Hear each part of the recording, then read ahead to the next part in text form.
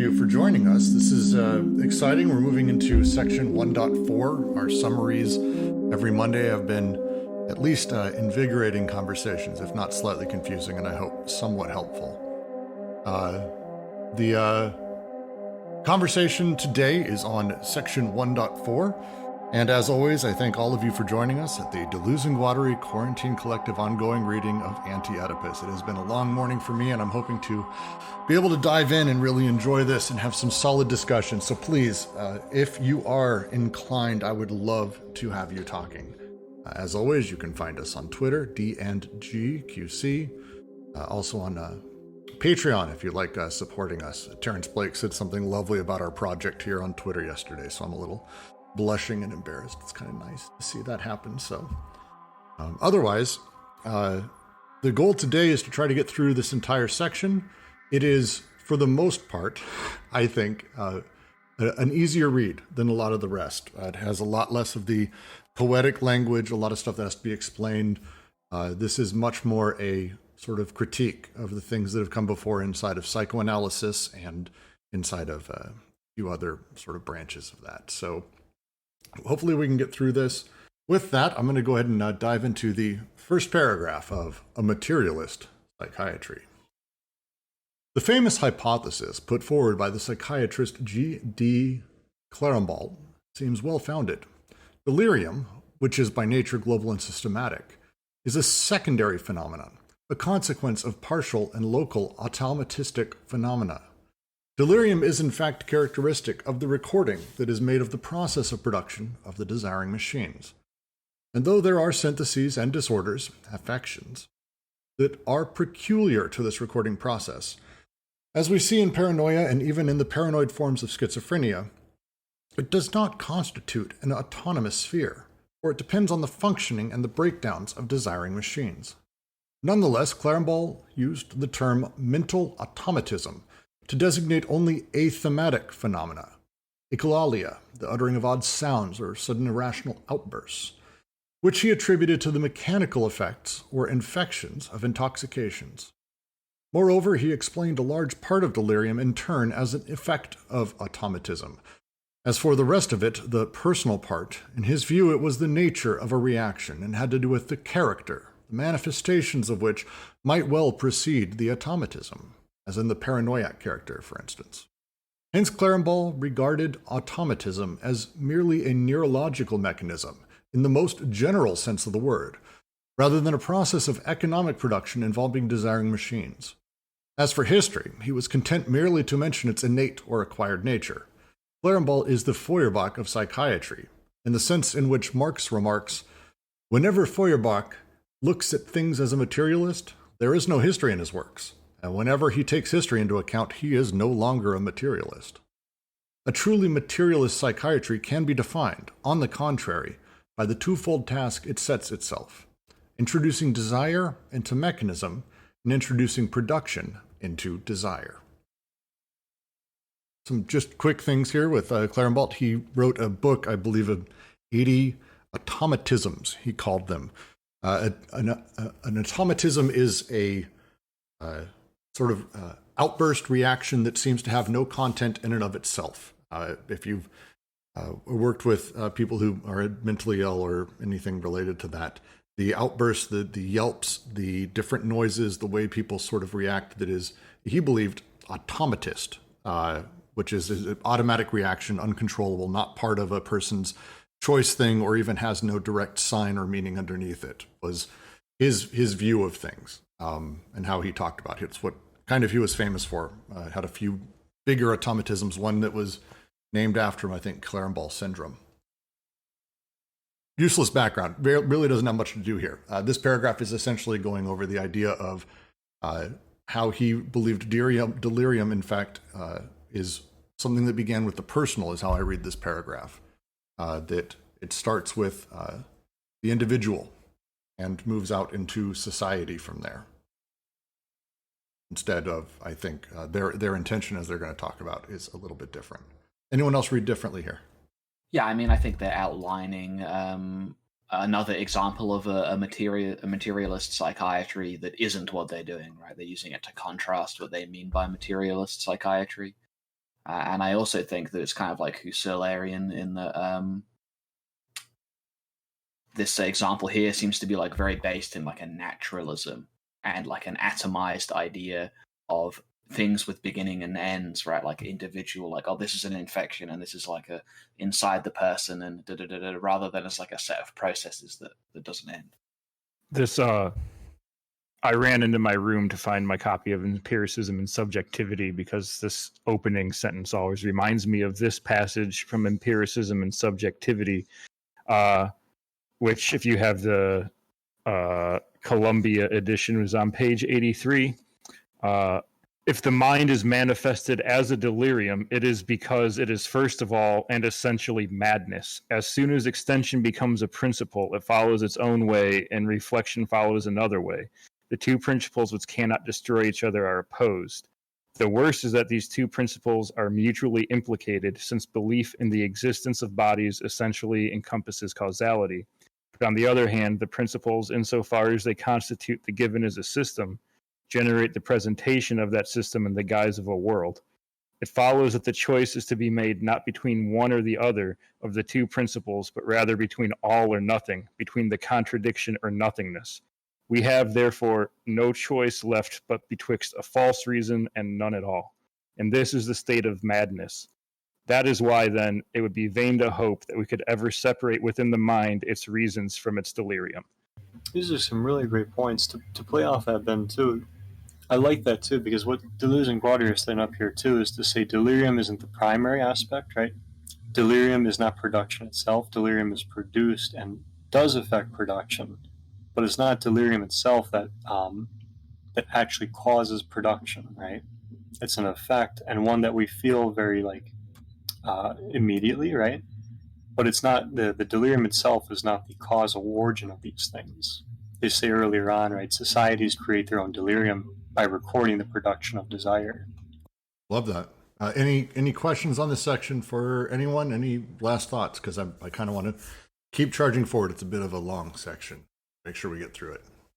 There is no very great difference between false materialism and typical forms of idealism. The theory of schizophrenia is formulated in terms of three concepts that constitute its trinary schema: dissociation, Kraepelin, autism, Luhler, and space-time and being in the world, Binswanger. The first of these is an explanatory concept that supposedly locates the specific dysfunction or primary deficiency. The second is an ideational concept, indicating the specific nature of the effect of the disorder, the delirium itself, or the complete withdrawal from the outside world. Quote, the detachment from reality accompanied by a relative or an absolute predominance of the schizophrenic's inner life. End quote. The third concept is a descriptive one, discovering or rediscovering the delirious person in his own specific world. What is common to these three concepts is the fact that they all relate the problem of schizophrenia to the ego through the intermediary of the body image, the final avatar of the soul, a vague conjoining of the requirements of spiritualism and positivism. Not sure we need to necessarily go over it. Can someone remind me what positivism is? Ooh, that's a good one. I'm going to try to find the definition because I tend to say something really negative when asked that. I'm going to find the real one. Positivism, according to Google, and this is the nicest way to put it, it is a philosophical system that holds that every rationally justifiable assertion can be scientifically verified or is capable of logical or mathematical proof, and that therefore rejects metaphysics and theism overall. It is facts over feelings. That is the less nice way to put it. I also have more cruel ways. I'm not a super big fan of positivism. But it's the idea of like that everything is fully discoverable and knowable in an empirical way. And anything that can't be is not real and therefore not worth talking about. This paragraph ultimately, again, as a quick summary, is talking about the parts that they see as being the sort of different parts of schizophrenia, how it's talked about in the larger psychoanalytic and psychiatric communities. And ultimately, their point is that all of these ultimately come back to the idea of the body image, and that the issue, the schizophrenia that they're talking about, which is three really significantly different ways of describing it, ultimately relates to this idea, this concept of the easy way to say it in their terms would be the body with organs, like the body without organs, the body image, the final avatar of the soul, the vague conjoining of these requirements, the limits that a person has, whatever it may be. It's an interesting juxtaposition.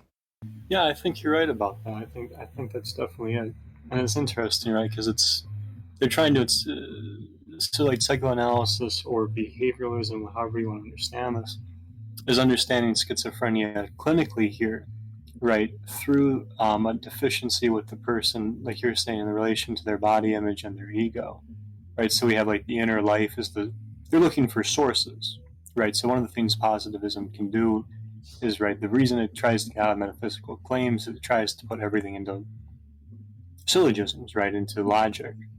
So like if you read David Foster Wallace's dissertation, right, like this is what he's doing in it.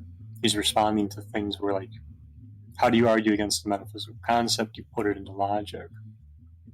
So this is why I think they're starting out by saying, right, false materialism and typical forms of idealism, making that distinct, making that that comparison. Yeah, and to go back over, because it's when a chat asked, and it's probably worth noting, the specific three things, because we don't necessarily all have psychoanalytic or psychiatric backgrounds. Kraepelin talked about dissociation as this, when talking about schizophrenia, as literally thought splitting from itself, people dissociating from their own realities, from themselves, and their mind essentially splitting. That's how Bleuler talked about it, that the minds of schizophrenic individuals were split. Bleuler's autism, and again, please do not like snip some weird quote of me saying this. This is me quoting Bleuler, talking about his diagnosis of autistic styles of schizophrenia, and this is some time ago, so a little bit's changed. But he believed it was about the desire to remain a child and not deal with the outside world and live within fantasy lands, and that was the result. The result was this construction of a world that you could live in because you essentially wanted to stay a baby forever and not have to deal with the adult world. The third, Binswanger's sort of being in the world. For him, it was about how people sort of, instead of looking at the world how it was and shifting their motivations to that, he believed that basically the motivations of the person shifted their world, which is a reversal of the thing. And that's why they refer to it, the third concept here, discovering and rediscovering the delirious person in his own specific world, is a really clean way of saying that. So those are the three that they're talking about. All of them, again, come with this idea of what the ought to be is, the body image, that final thing that, in one case, dissociation implies association, and association is therefore the opposing side, and so here's what you ought to be. Autism, well, if you're not, you need to learn to be a grown-up, and you need to deal with the realities of the world, and here's the realities. And then Binswanger with, the reversal of that, saying that, well, you need to understand that you can't bend the world to your will, you need to change your will to fit the world, and here's what your will ought to be. Again, the body image, the final avatar of the soul, is what they're getting at here. It's the thing that is demanded of all three types of schizophrenics, regardless of how they're diagnosed or thought of. Binswanger's Being in the World is actually a really interesting book. Not super familiar with the others. Just to make a brief point, I really like your description there, because what this definition of schizophrenia also does is it suggests that someone who tries to live in the inner life is schizophrenic, right? So we talked about like the split mind. This is really interesting me too, because like, you could almost read this this definition as saying for the clinicist, right, schizophrenia is preoccupying yourself with the internal life. And by that definition, it's really hard to say who's not schizophrenic then. Actually, really fair point. The ego, however, is like Daddy Mommy. The schizo has long since ceased to believe in it. He is somewhere else, beyond or behind or below these problems, rather than immersed in them. And wherever he is, there are problems, insurmountable sufferings, unbearable needs.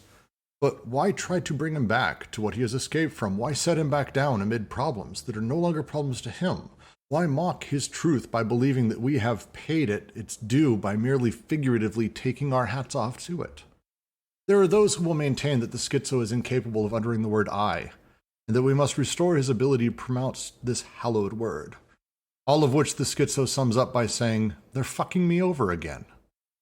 Quote, "I won't say anymore. I'll never utter the word again. It's just too damn stupid. Every time I hear it, I'll use the third person instead, if I happen to remember to, if it amuses them, and it won't make one bit of difference." End quote.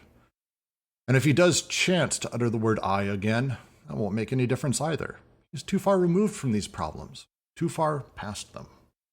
Unless there's objection, I'm just going to continue to the next paragraph. It flows pretty nice.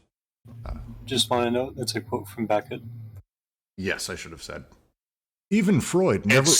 It's the unnameable. Even Freud never went beyond this narrow and limited conception of the ego. And what prevented him from doing so was his own tripartite formula, the Oedipal, neurotic one: daddy, mommy, me. We may well ponder the possibility that the analytic imperialism of the Oedipus complex led Freud to rediscover and to lend all the weight of his authority to the unfortunate misapplication of the concept of autism to schizophrenia. For we must not delude ourselves. Freud doesn't like schizophrenics. He doesn't like their resistance to being Oedipalized and tends to treat them more or less as animals. They mistake words for things, he says. They are apathetic, narcissistic, cut off from reality, incapable of achieving transference. They resemble philosophers, quote, an undesirable resemblance. Freud didn't care for him. It's really just factual. It's one of the parts I like about this section is it is pretty clear-cut and a little bit easier to get through. If you need any footnotes, anyone here who's like, I don't understand Freud, don't hesitate. We are here to support you as you read through this. So literally any question. The first time we went through this, I asked a lot of stuff that I just didn't grasp. So feel free. No worries. No one knows who you are. The question as, oh, nope, I heard a... To make a quick comment here too, one of the things I like about this paragraph is you can see them playing on Freud and the definition of schizophrenia as internal preoccupation, right? So the whole point about words being things, all of a sudden you're seeing the schizophrenic not being in the internal world, right? You're seeing them very much connected with what's around them in a way that even that challenges actually how Freud connects with the world, right? It essentially challenges Freud completely, and that's a little bit of their joke here, is that he just absolutely can't handle the fact that they resemble philosophers, which is an undesirable resemblance. And that's a more than slightly mocking. I can read that with a little bit of a French behind it. The question as how to deal analytically with the relationship between drives, pulsions, and symptoms, between the symbol and what is symbolized, has arisen again and again. Is this relationship to be considered causal, or is it a relationship of comprehension, a mode of expression? The question, however, has been posed too theoretically. The fact is, from the moment that we are placed within the framework of Oedipus, from the moment that we are measured in terms of Oedipus, cards are stacked against us, and the only real relationship, that of production, has been done away with. The great discovery of psychoanalysis was that the production of desire, of the productions of the unconscious. But once Oedipus entered the picture, this discovery was soon buried beneath a new brand of idealism. The classical theater was substituted for the unconscious as a factory. Representation was substituted for the units of production of the unconscious, and an unconscious that was capable of nothing but expressing itself in myth, tragedy, dreams, was substituted for the productive unconscious. That's actually an interesting point even for Jung, right? Like, does the unconscious... Okay, I gotta be careful here, but even for those who would say, right, we understand the unconscious through the symbols and that, Deleuze and Guattari here seem to be suggesting that actually it's not even... it's not necessarily that you need the symbols, right? The unconscious is actually producing you and all these other things, right? So it's an interesting way of saying there's another way of understanding this. Well, and they're open with the great thing psychoanalysis did. It went, hey, actually, desire's produced. Like, it's not some spiritual thing or other thing that came prior to Freud, but really, psychoanalysis was like, no, desire's produced. And then at the same time, it went, yeah, actually, it's produced by stuff we can't really know and we'll never know, and it's kind of hidden in this cloud of a play that goes on in our unconscious. And they just missed out on the entire concept that they were starting with. a quick takedown, and obviously, again, they're pointing in the direction that they're very much heading, which is the belief that the unconscious works like a factory, that it is machinic, that it has processes, that it produces, that it's part of that process. I'm wondering if they ever talk about the role of the mother in all this. I mean, they mentioned the mommy-daddy triangle, mommy-daddy-me triangle, right? So I guess where I'm coming from is I'm thinking, so Oedipus is basically, it's kind of the effect of the father in a way, right? The father kind of does this decisive thing, the castration, and that kind of forms this symbolic ego, maybe something like that. And I guess in psychoanalysis, the theory goes, if Oedipus doesn't happen, basically the child remains attached to the mother and remains in kind of the mother's world, the world of the mother's desire. And so sort of the mother's body, the mother's, the breasts, and so on. And so the father is supposed to kind of bring the child out of that world into this symbolic world of basically absences. And I think so they're rejecting that Oedipus, right? They're saying this is just it's a kind of imperialism of the father, maybe. And I'm curious, I mean, do they talk about the mother then? And is schizophrenia basically about remaining in the mother's world? So couple things. So they actually do quite a bit get into the, I don't want to say the mother specifically, but the relationship of how the daddy, mommy, me forces us into binary understandings of everything, including generalized castration, that women are men without a phallus and have a lack innately, all of these things. And they critique generally across the board the entire concept of sort of biunivocalizing the reality of the world, that there's no such thing as daddy or mommy, that forces us into very specific tranches. The overall way that they talk about schizophrenia is that what Oedipus does is it forces everyone kind of involved to this weird place of biunivocalization. And here it's, as they say, the moment we are placed within the framework of Oedipus, the cards are stacked against us.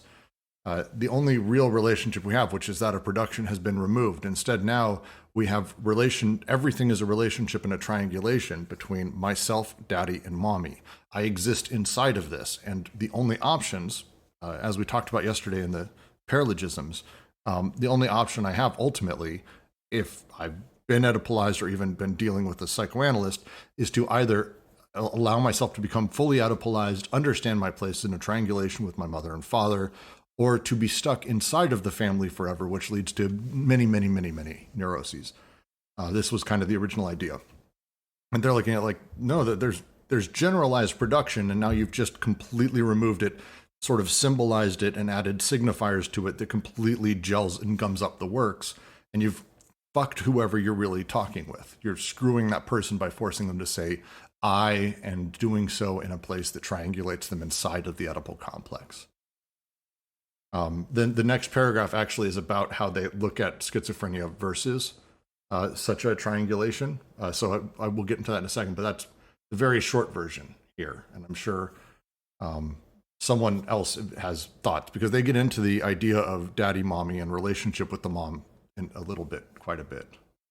Yeah, that was helpful. Yeah. I mean, I'm still thinking, I'm still curious about, I guess what I'm thinking about, I don't want to push this too far, but like from the psychoanalytic side, the Lacanian or the Freudian might say, if you don't do Oedipus, you're basically left in the dyad of me and mommy, right? And I guess maybe this is part of the issue, right? For the psychoanalyst, there is an original dyad. There's no state that the parent is not in, right?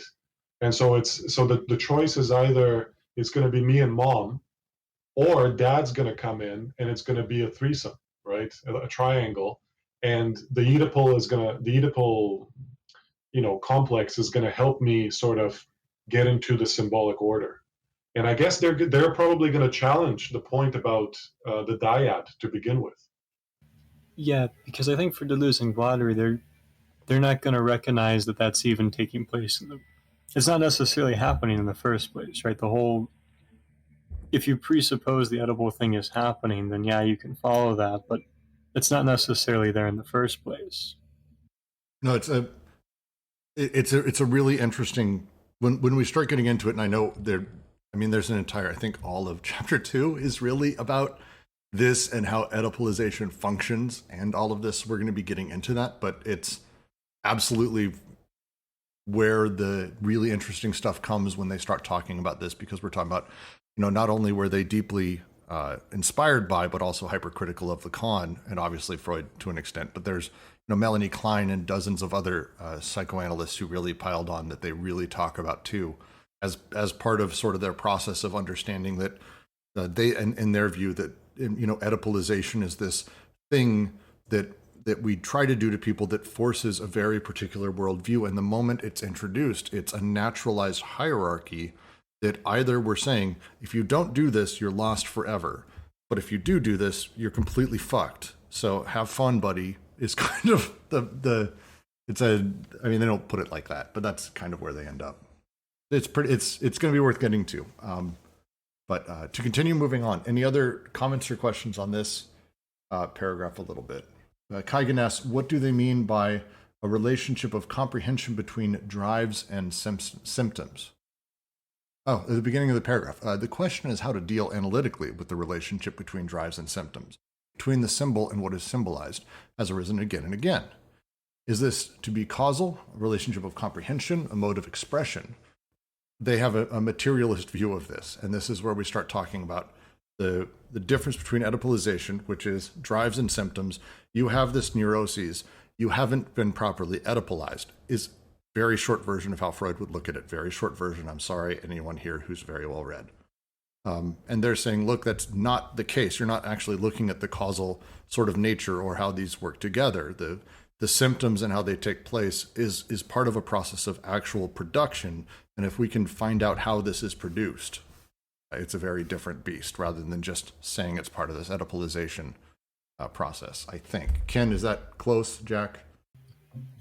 So Ken's busy. I know. Being supportive of his partner. So I'll say, yeah, I think you're onto it, absolutely, because this is a methodological point, right?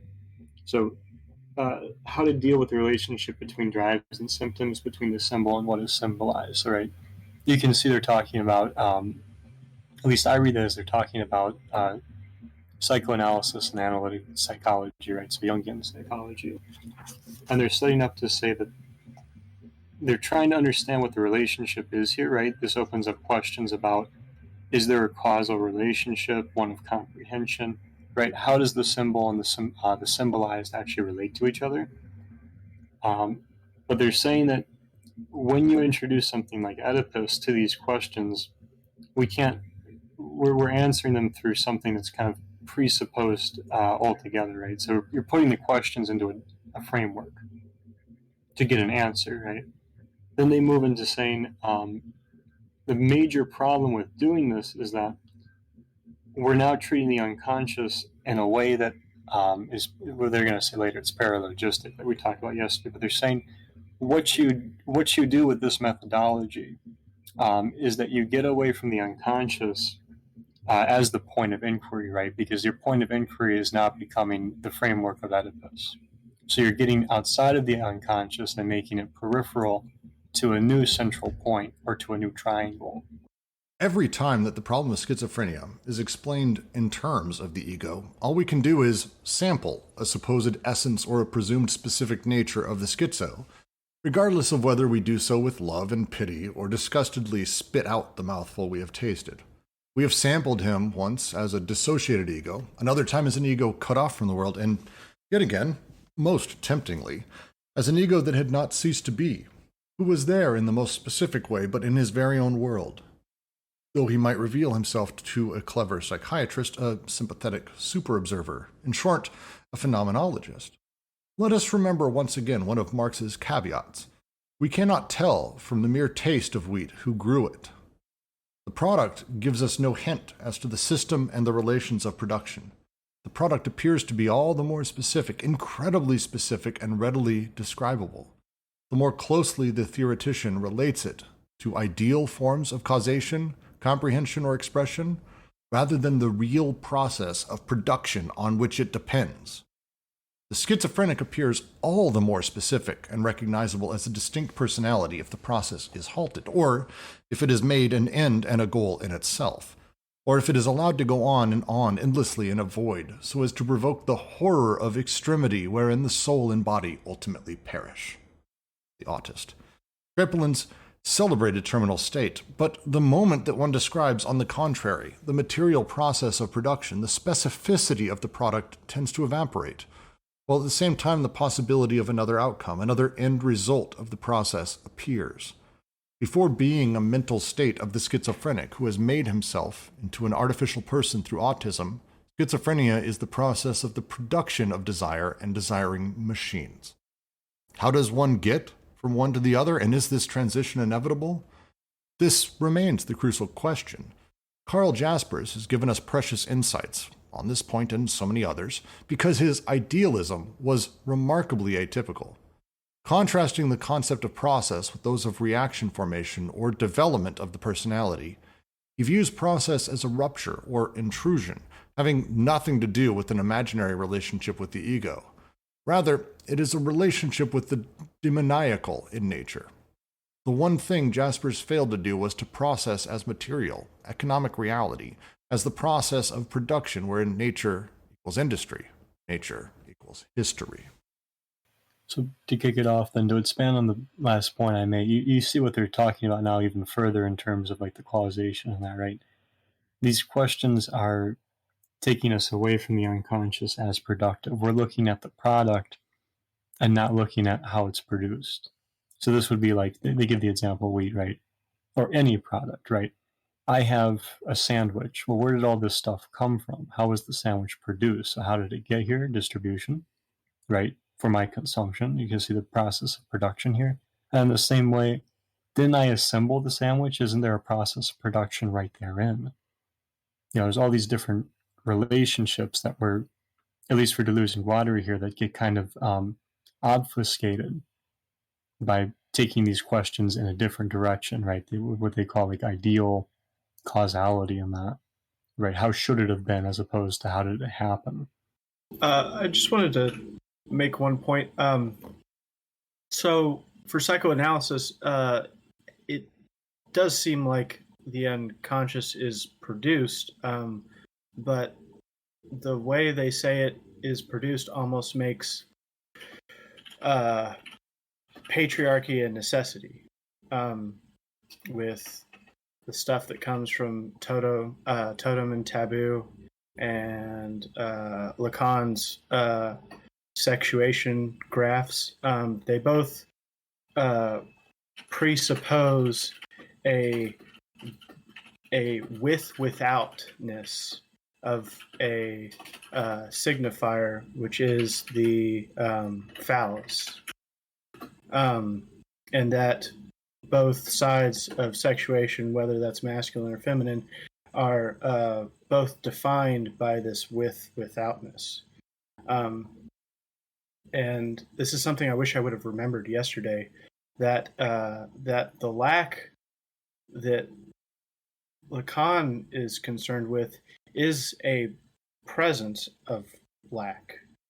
But the way that they say, the way that the Oedipal unconscious is produced necessitates a certain history. It seems to me it would just keep on producing that history. And there's a thing in there about multiplicity that I'm having a hard time remembering. But I'll come back to that later, so I don't just keep ranting. And I think one of the lines here that I really like that they're pulling from Marx is one of the best Marx lines. We cannot tell from the taste of the wheat who grew it. The nature of production and the nature of commodification, the nature of this process becomes alienated from the entire setup. And so we can't simply go to the end process and go, oh, excellent, I understand how everything came to be. Instead, we have to really spend time and study and in their terms, a phenomenologist as part of it. The ability for us to actually go through and understand the process that the entire thing was made instead of simply looking at the end product, which is essentially their critique of what they've been talking about so far. People look at the end product, there's different types of schizos, different types of setups. At no point do they talk about, well, what produces their desire or their interactions in this way? How is the process that this came about? Instead, they look at the final ending and go, oh, well, this is where they've ended. Here's where they're supposed to be. Excellent, we've figured it out, which is not how it really works. I agree with all that, but they're actually criticizing phenomenology here because it goes straight to the ego, right? Well, I'm shortcutting a lot here, but because they're criticizing phenomenology in a sense, right? Though he might reveal himself to be a clever psychiatrist, a sympathetic super observer, in short, a phenomenologist. Yes, it's a critique. I misspoke, sorry. Yes. Fair. Yeah, I think that what they're breaking down here is that there's a necessary distinction that's made when you say like the being in the world, right? Being in the world, like Dasein, and they're like breaking down that distinction. Yeah, that's exactly right. Because one of the moves they're making, right, and like this is something like Foucault and others are doing, right, is if we stay with the phenomenological, right, if we stay with kind of like, I mean, I'm shortcutting a lot here, but like lived experience, consciousness, like active choice and everything, then it's going to be very difficult to talk about the unconscious as producing you, right? There is a lot of there is that criticism of phenomenology here. And Foucault talks about this in Truth and Subjectivity, right? The transcendence of the ego was philosophy's task par excellence at this time. Everybody was focusing on how the individual can make meaning. They weren't talking about the individual having even been produced, just that the individual has this kind of agency. To a certain degree, the traditional logic of desire is all wrong from the very outset. From the very first step that the Platonic logic of desire forces us to take, making us choose between production and acquisition. From the moment that we place desire on the side of acquisition, we make desire an idealistic, dialectical or nihilistic conception, which causes us to look upon it as primarily a lack of an object, a lack of the real object. It is true that the other side, the production side, has not been entirely ignored. Kant, for instance, must be credited with effecting a critical revolution as regards the theory of desire, by attributing to it, quote, the faculty of being, through its representations, the cause of the reality of the objects of the representations, end quote. But it is not by chance that Kant chooses superstitious beliefs, hallucinations, and fantasies as illustrations of this definition of desire. As Kant would have it, we are well aware that the real object can be produced only by an external causality and external mechanisms. Nonetheless, this knowledge does not prevent us from believing in the intrinsic power of desire to create its own object, if only in an unreal, hallucinatory, or delirious form, or from representing this causality as stemming from within desire itself. The reality of the object, insofar as it is produced by desire, is thus a psychic reality. Hence, it can be said that Kant's critical revolution changes nothing essential. This way of conceiving of productivity does not question the validity of the classical conception of desire as a lack. Rather, it uses this conception as a support and buttress, and merely examines its implications more carefully. I'll take a crack at this one, try and make it simple. The traditional logic of why we want the things we want, especially within psychoanalysis early on, and kind of a lot of strains of it still, but even from the beginning of philosophy, is the idea that the thing is the thing we want, that desire comes into being only because I want a water, or because I want a car, or a attractive wife, or a family, or a white picket fence. That's where desire exists. It's about that, the object. And they're saying, no, actually we need to think about it as though desire itself is the thing that is produced, and then at some point we attach it to these other things. That's how I would read this. They talk about Kant because Kant kind of started to try this reversal and talk about the production of desire and why desire is made, but he still did it with the object and the goal ultimately in mind, that there's always a goal of desire. Desire wants a thing always. I think that's about right, because that's exactly it, right? If desire comes from the object, right, then desire is already being, you're mistaking desire as having been produced by the object, and desire not being there in any meaningful relationship to begin with, right? So at that level, for them, right, you have a really big problem, because they're going to advocate for like kind of reciprocal determinism, right? Desiring production and partial objects working side by side. not in the relationship of desire causes us to want an object, or an object causes us to want desire. Right? They're getting out of that model to do a different methodology. Yeah, and the critique is, as they said earlier, like from Marx, it's when you taste desire, you can't tell where it was made or what made it. It's you see a car that you really want. Is it that you saw the car and, oh yeah, no, I saw the car and I want that car, and when I saw the car, desire was created. It's like, no, you can't, because when you taste desire, you can't tell what produced it, to say it in a shitty way. Yeah, just a quick. So, would we say that desire itself is produced by the unconscious, or is desire the production of, something else? Like, is desire the process, or is it somehow like a product that the unconscious produces? So I mean, it's a very complicated answer. I think the easiest answer is actually just yes. That the unconscious, the machinic unconscious, through the three syntheses, both produces desire as well as the connections, and the act of desire itself produces desire, the connections made. It's kind of the first syntheses, is connections are actually the production of desire as well as the aiming of it, the connection that makes it. So there's actually a term for this that I've discovered, having read some of Guattari now, as reciprocal determinism. Yes. So desiring production, the syntheses, all of this, there's no unconscious without this. It's all reciprocatively deterministic. So it's not a cause and effect. Desire doesn't cause all this to happen, right? It's not the origin point par excellence or whatever. It's not like a Big Bang. As that all of this is mutually contingent in relation to each other. Actually, this is continued into the next paragraph. I'm going to go ahead and read that. We will get through and probably have more questions. In point of fact, if desire is the lack of the real object, its very nature as a real entity depends on an essence of lack that produces the fantasized object. Desire, thus conceived of as production, though merely the production of fantasies, has been explained perfectly by psychoanalysis. On the very lowest level of interpretation, this means that the real object the desire lacks is related to an extrinsic natural or social production, whereas desire intrinsically produces an imaginary object that functions as a double of reality, as though there were a dreamed-of object behind every real object, or a mental production behind all real productions.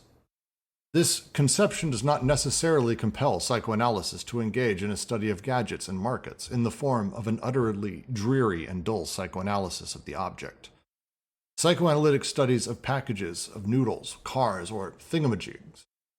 But even when the fantasy is interpreted in depth not simply as an object, but as a specific machine that brings desire itself front and center, this machine is merely theatrical, and the complementarity of what it sets apart still remains.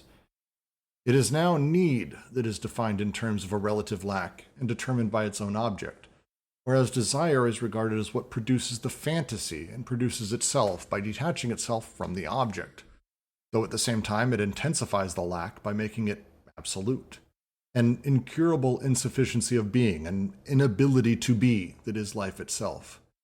Hence the presentation of desire as something supported by needs.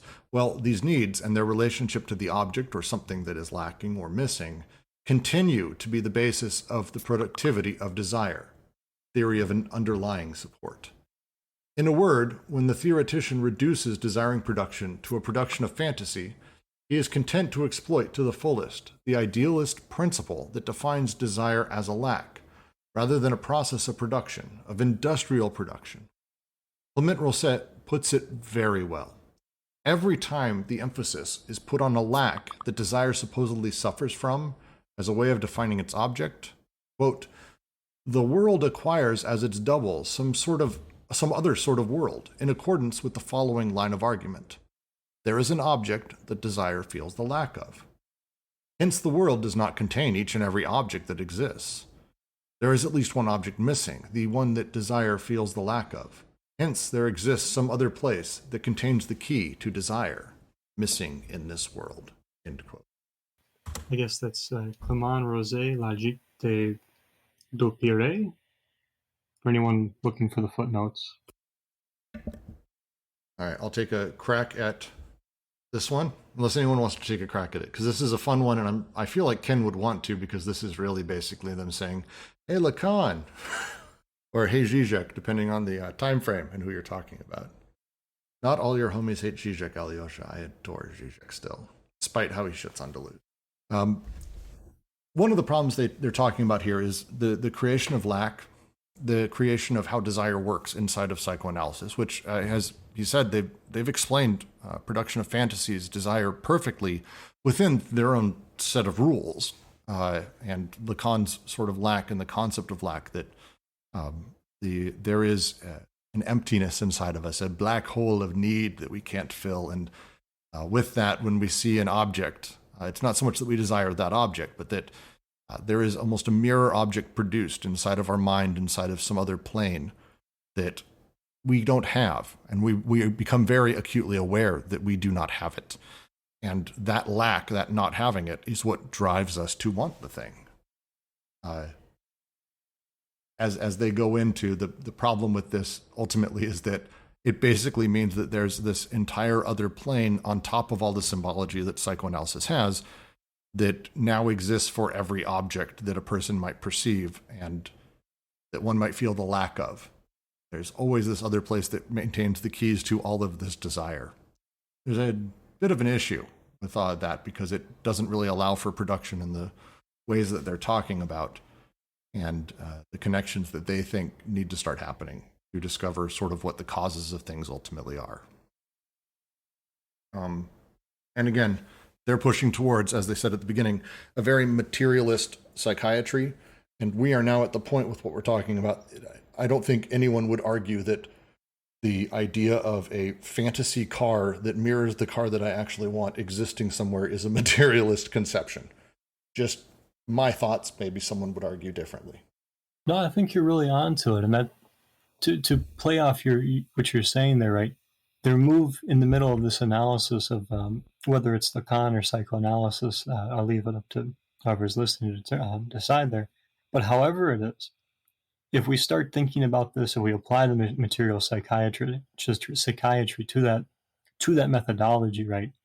One of the critical aspects we can see here is that very methodology has a productivity, like I think you began by saying, right? And it is the production of these kind of subjects, right? Not just the production of lack through through like the bad metaphysics, right? But it also produces, or at least it can produce, subjectivities in that sense, subjects taking this on. So it's not just the methodology, right? It does stuff. It is in of itself machinic. It produces. Yeah, the Rimke asks, is there some sort of limit of desire when, for instance, the lacking object is never found, or is desire a constant? To Deleuze and Guattari, lack is not something that is produced within the unconscious. Lack is something that very much exists inside of their sort of conception of schizoanalysis and how these things work. But they're talking very much opposite to Freud or Lacan specifically, I think, a lot of this, where the sort of nature of Lacan's entire psychoanalytic work is the idea of lack and how lack operates in an unconscious way as sort of better or worse words, a part of you that you never will get rid of. This lack exists, and that's what kind of gives you drives and other things. And their argument is no, it's not at that point. It's not consistent. Now, lack can be something we create later on. They talk about how we may be introduced to lack or have it forced upon us, but it's not something that is part of that process. Instead, the reality is desire is itself produced in a materialist way through desiring machines, that our unconscious is basically constantly producing desire and not so much the lack part. Desire is production. Production is desire. And I would say this is, to go back to that first paragraph, the way that they talk about schizos, their big point here is that this does not, lack is something and desire is something in psychoanalysis that starts outside of you, outside of your body, outside of the ego, and that the ego has it pulled onto them. Lacan rightfully critiqued and said, no, that's insane. We actually have lack inside of us. And they're kind of doing a double critique here where they're saying, look, it's absolutely absurd that we have this idea of lack being produced and desire being produced outside of us. Instead, we need to return it to really where it's created and really where it starts, and that's within the unconscious. And for lack, they're like, lack isn't a thing, and here's how lack works. And as they talk about in here, lack itself doesn't allow for a materialist psychoanalysis and doesn't allow for a materialist sort of unconscious reading. As they talk about in the next paragraph, and it's a long paragraph, so I won't dive into fully, but if desire produces, its product is real. To them, this is about defining that materialist way of looking at all these things. Yeah, and to that point, this goes back to what we were saying about desire isn't contingent on the object, right? It's not caused by the object any more than desire causes the object. It's mutually contingent, right? We don't have that kind of causal relationship here to make that kind of argument. The other thing is, too, to that point about the world and that, right, we also want to understand this phenomenological point, too, because for Deleuze and Guattari, right, they're not trying to put everything back into the subject or the individual, right? They're not making that point to say that, right, it's not like the Sartrean move where you've got to create your own meaning or you've got to create your own desires. That's not where they're going with this. And I would add also, I'm just going to webcam parrot, because he's not speaking, but it's 100% the right way to talk about it. To them also, lack is a product of desire rather than the other way around, and they're going to get into that. It's a completely great way to put it. Again, classic psychoanalysis is that we have lack and that causes desire. I see a car I don't have, I want it. The lack is what caused the desire. It's a very short, shitty way of saying it. Lacan sort of revolutionized that and changed that, but they're like, look, no, desire is where it starts. It's not that you see an object and that creates lack. It's you have these desires, and in their hyper-complex interactions at some point, they can produce lack down the road as part of an assemblage, but it's not something that's sort of innate and part of that setup. I will continue to the next. Does someone have the actual book in front of them? Because my PDF has this as like a 3-page paragraph. I just want to make sure that it's not broken again, because this happens to me a lot. Are you at if desire produces, yes, it's product real, right? Yeah. Okay, it ends for me on page 27. Okay. Last sentences, but rather the objectivity of man, the objective being of man for whom to desire is to produce within the realm of the real. Paragraph break. I got it. Thank you. I will read to that point. Excellent. My PDF has that as 3 pages. I'm not interested. All right. If desire produces, its product is real. If desire is productive, it can be productive only in the real world and can produce only reality. Desire is the set of passive syntheses that engineer partial objects, flows, bodies, and that function as units of production. The real is the end product, the result of the passive syntheses of desire as autoproduction of the unconscious. Desire does not lack anything. It does not lack its object. It is, rather, the subject that is missing in desire, or desire that lacks a fixed subject. There is no fixed subject unless there is repression.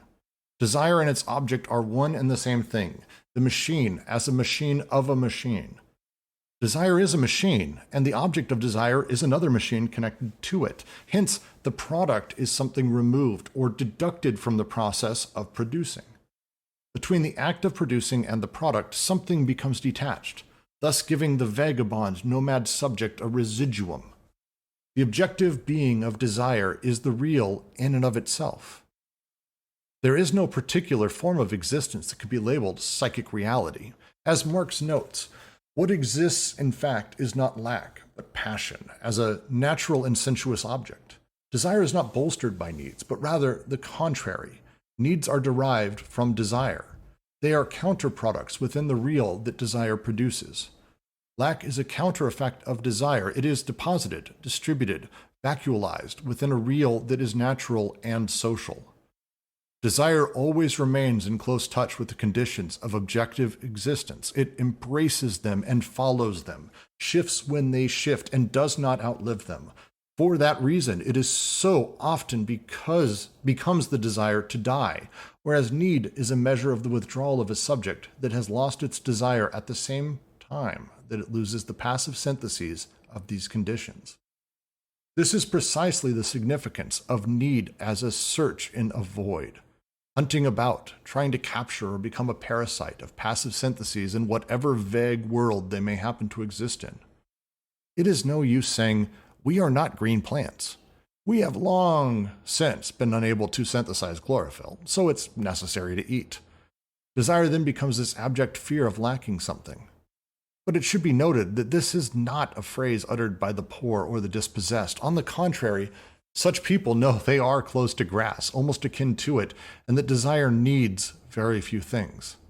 Not those leftovers that chance to come their way, but the very things that are continually taken from them. And that what is missing is not things a subject feels the lack of somewhere deep down inside himself, but rather the objectivity of man, the objective being of man, for whom to desire is to produce within the realm of the real. We'll read the footnote that they have here with the comment of the objective being of desire is the real in and of itself. Footnote. Lacan's admirable theory of desire appears to us to have two poles. One related to the petite object A as a desiring machine, which defines desire in terms of a real production, thus going beyond both any idea of need and any idea of fantasy. And the other related to the great other as a signifier, which reintroduces a notion of lack. In Serge Leclerc's article, not going to say it, the oscillation between these two poles can be seen quite clearly. And anyone kind of familiar with Lacan, even in a basic way, I think, can also see that as well. Probably one of my favorite paragraphs in the book, because they have a thesis. I think this is it. I think that's what I even said like 9 months ago when we were reading this. This just is a wonderful paragraph that is their thesis. A couple things to go over.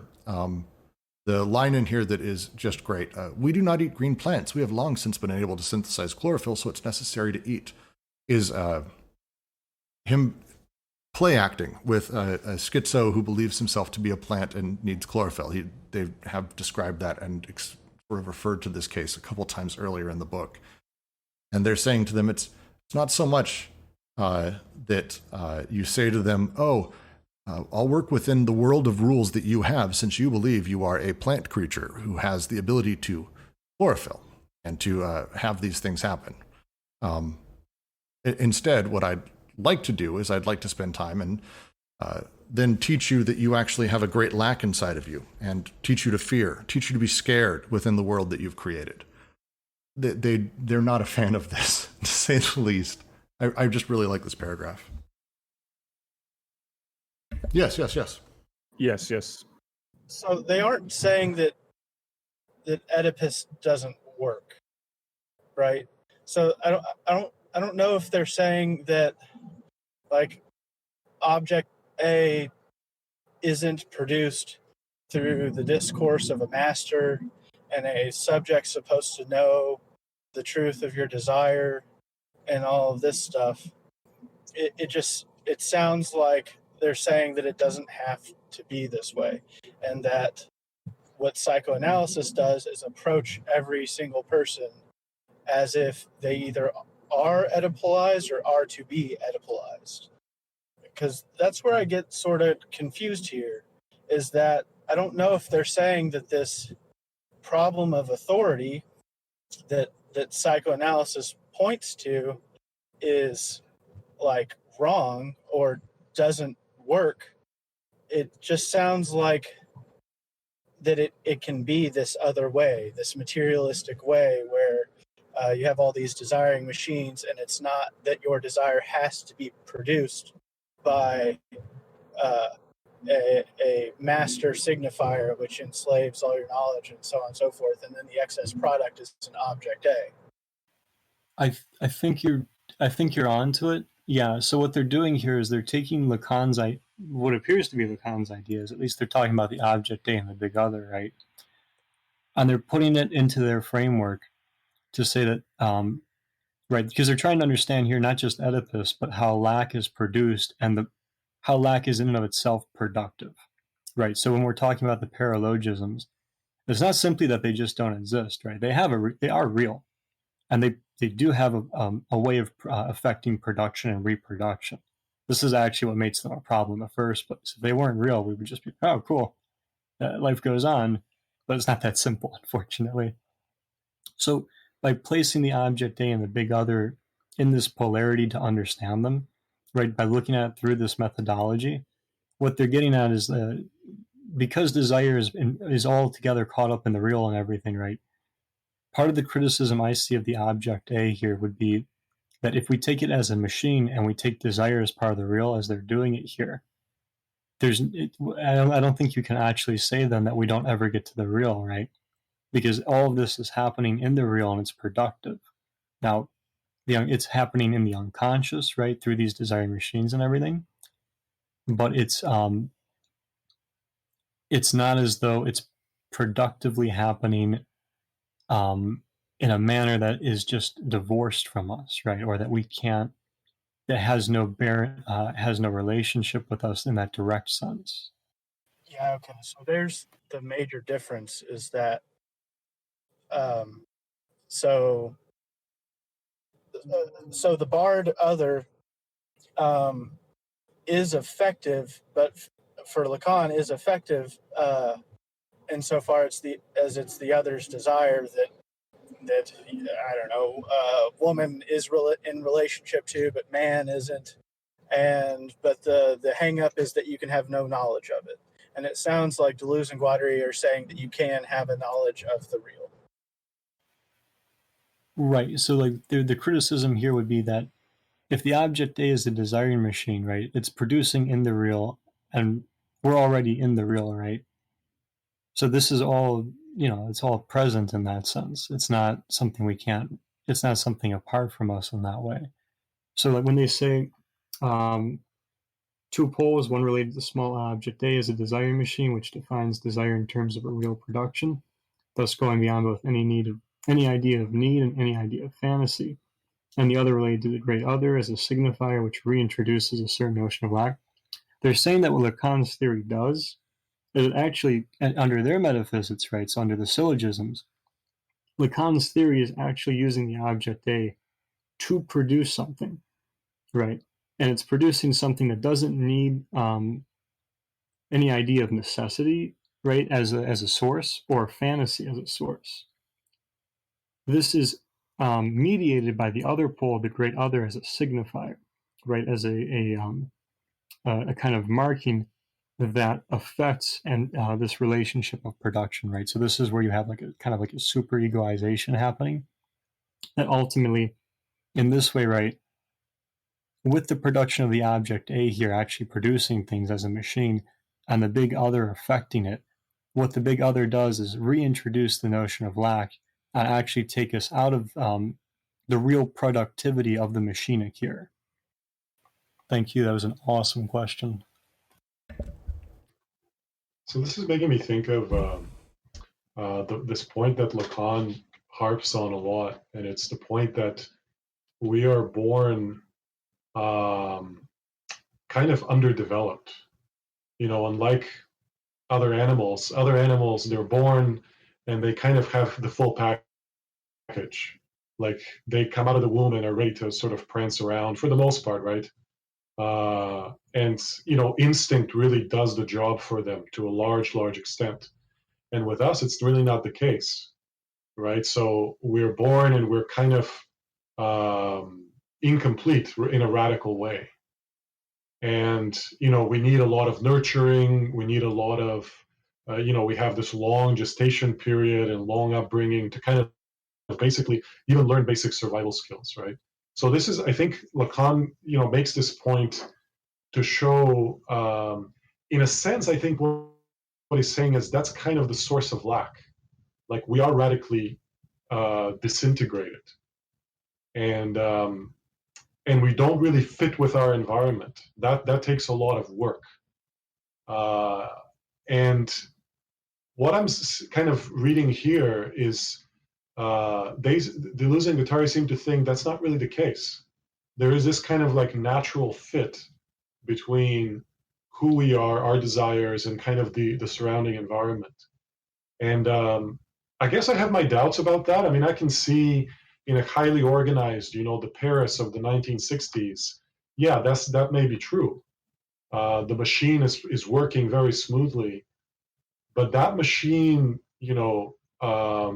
has a long history, and it comes through a lot of failure often, So yeah, but I see kind of like this seems to be a key kind of opposition between the two, right? The key point of disagreement. Like, are we kind of originally? It seems like they're saying there's some kind of fit, and it's reminding me there is this notion the Stoics use.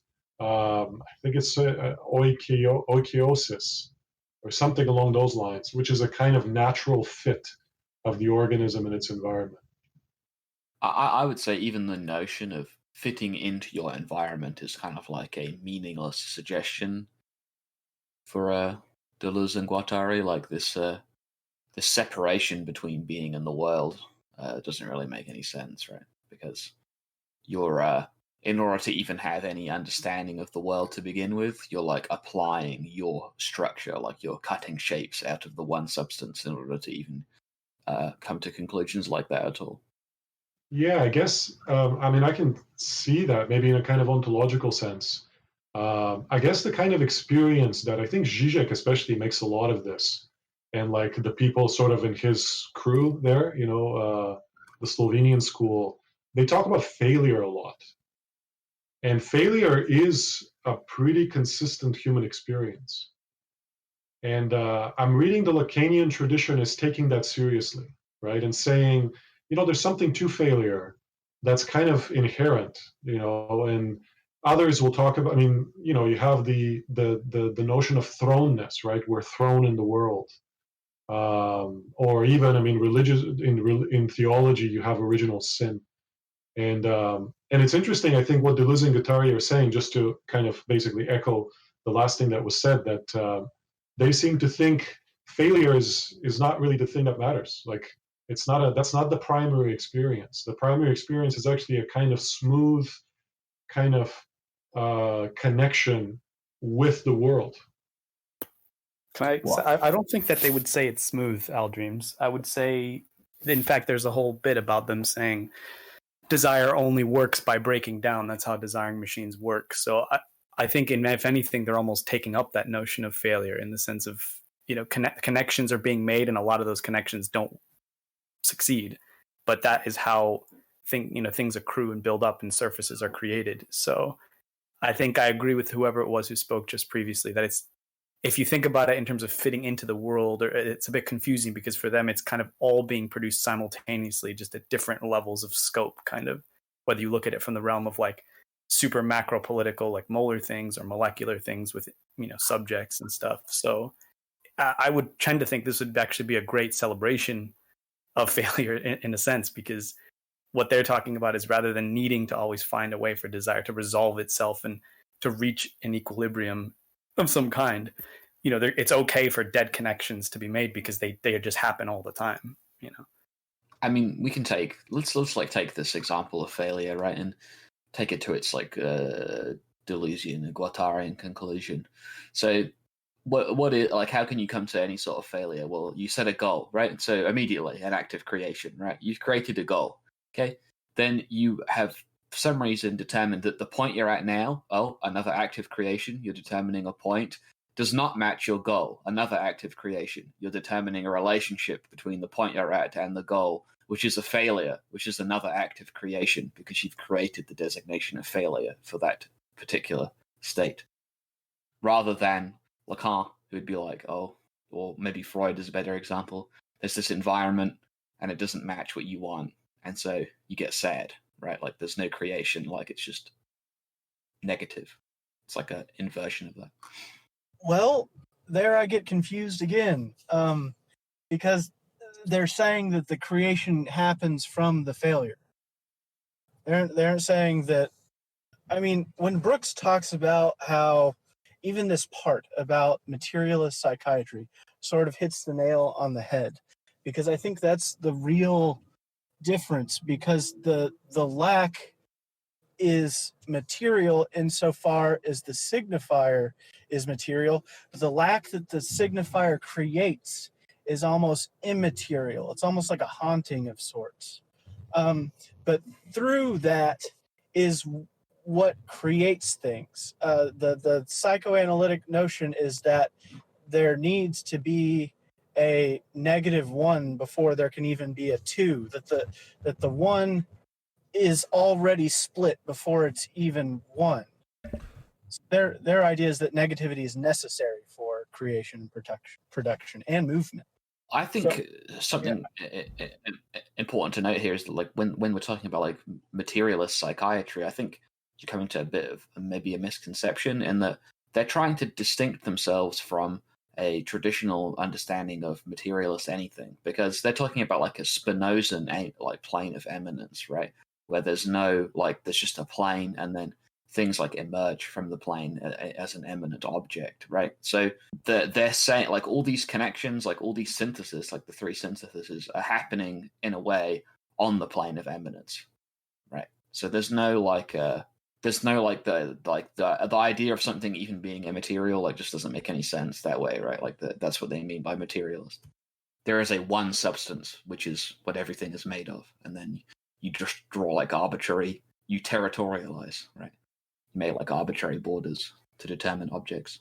So then I think that's exactly I think in a way the key.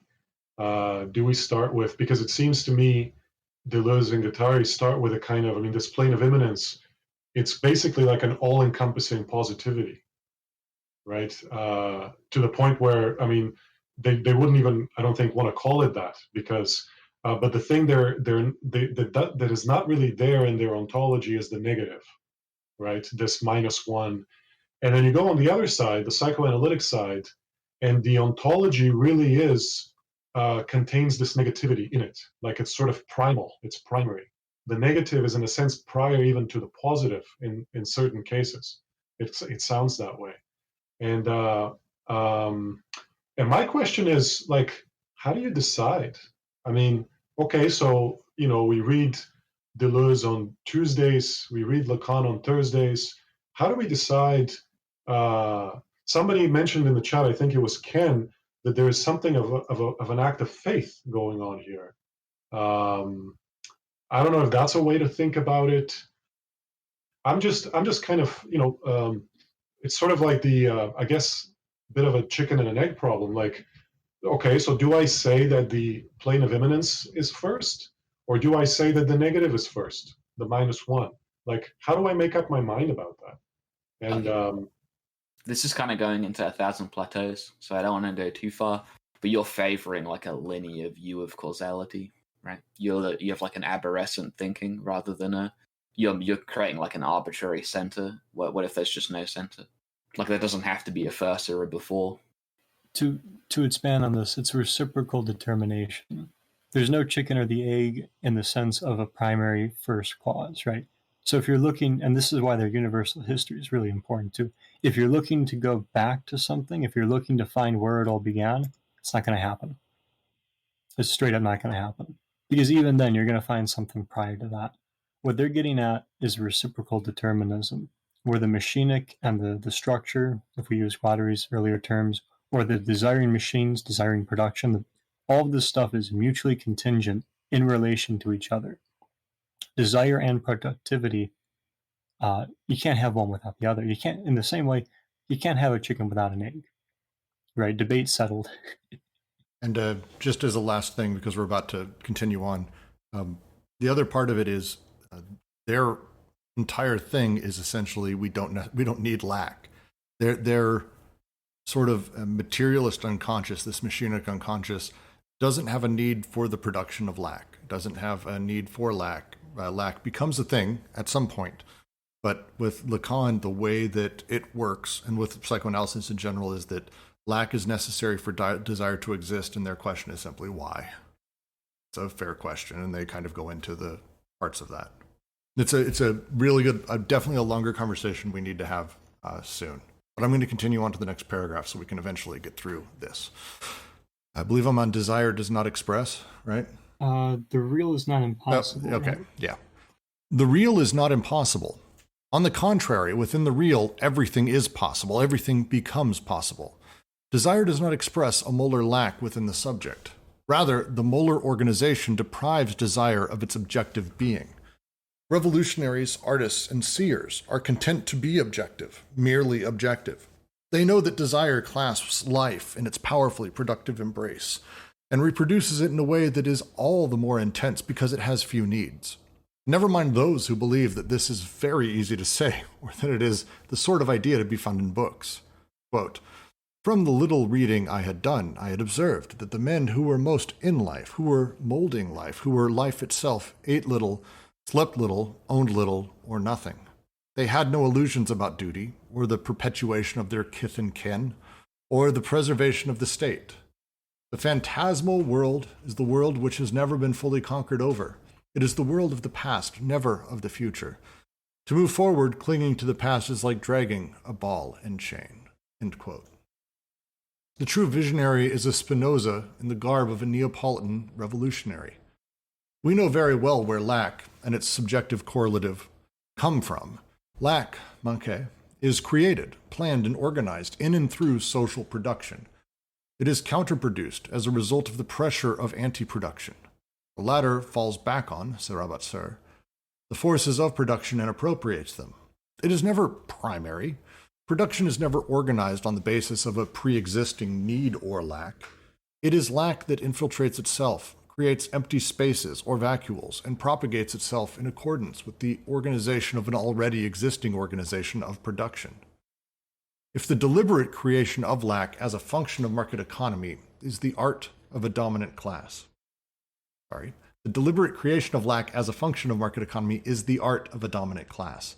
This involves deliberately organizing wants and needs amid an abundance of production, making all of desire teeter and fall victim to the great fear of not having one's needs satisfied, and making the object dependent upon a real production that is supposedly exterior to desire, the demands of rationality, while at the same time the production of desire is categorized as fantasy and nothing but fantasy.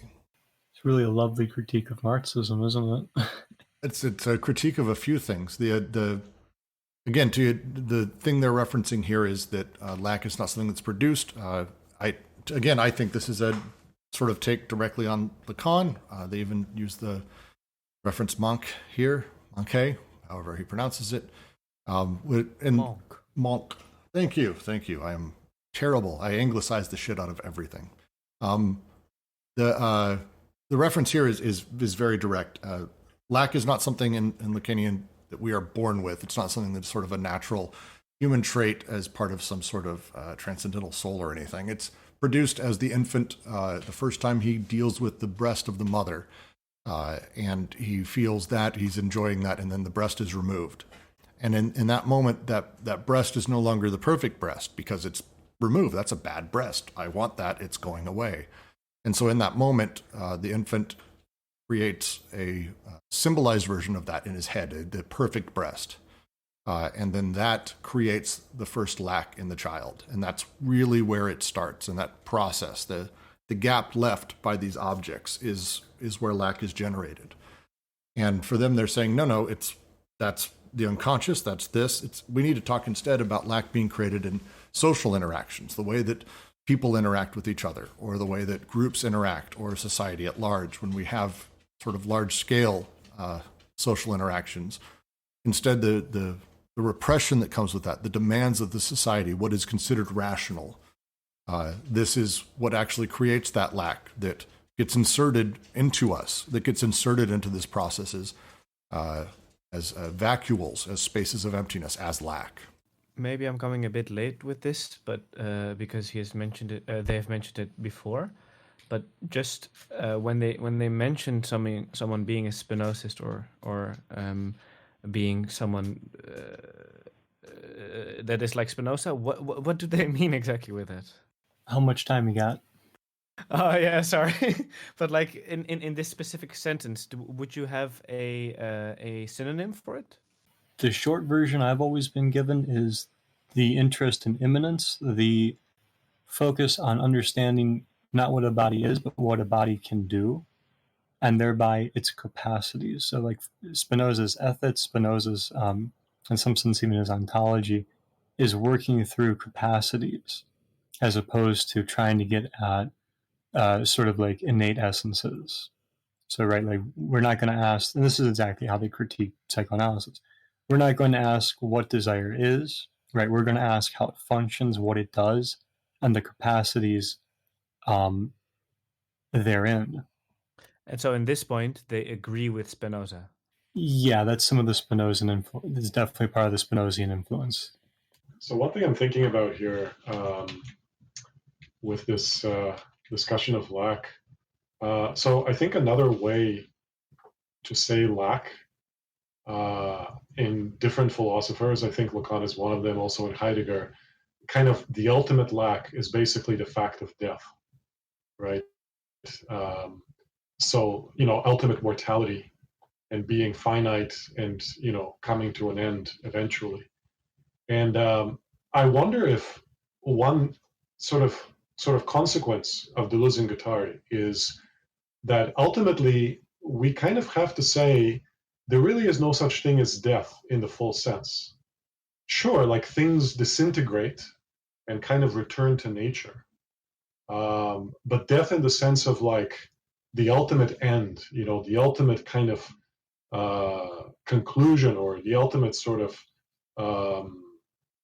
cut, that I think to them doesn't really make sense. And it's kind of, the sense that I get is there is a kind of underlying spiritualism where, what happens when I die? Well, whatever is me is going to kind of blend into the rest of nature. And it's, the Stoics talk that way about death.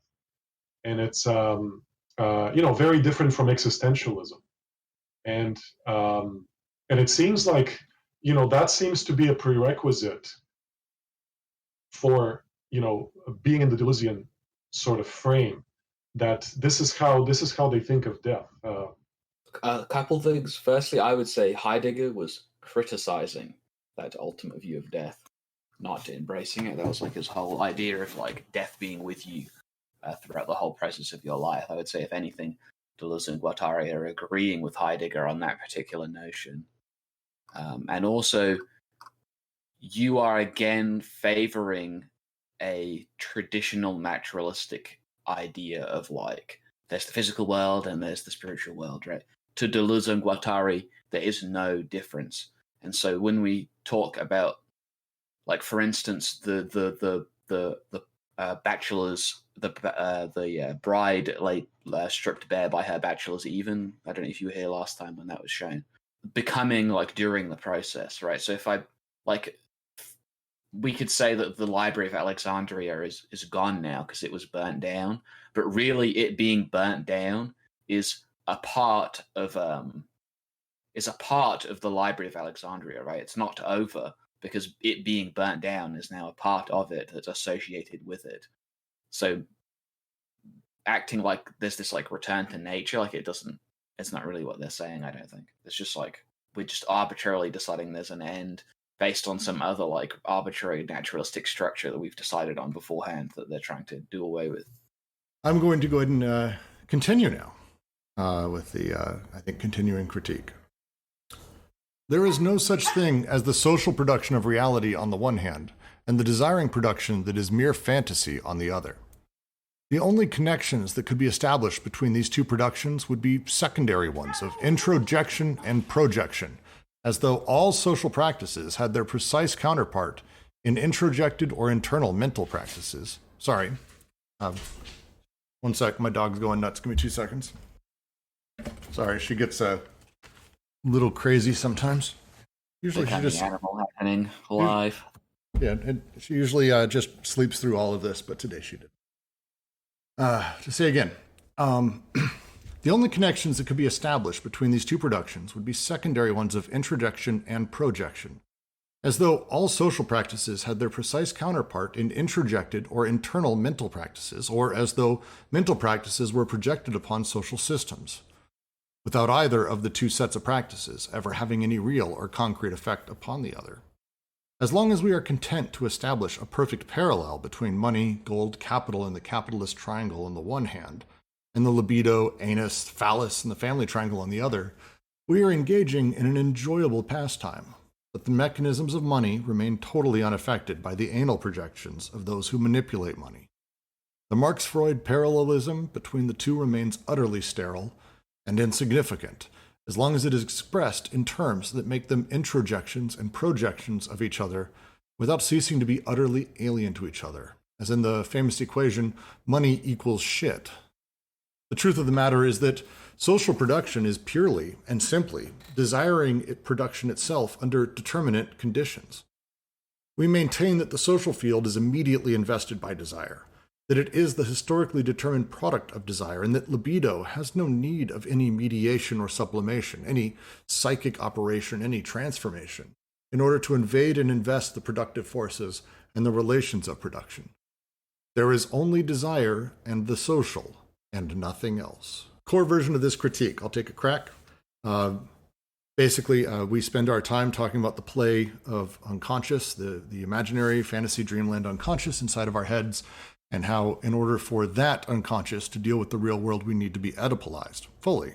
Now, the real world needs to be Oedipalized because we have, money and capital and gold and the capitalist triangle on the one hand, we have Oedipal on the other. It's great. Hey, we can match that. But we kind of miss out on a lot of things, like such as the fact that capital is ultimately actually controlled by people at the top.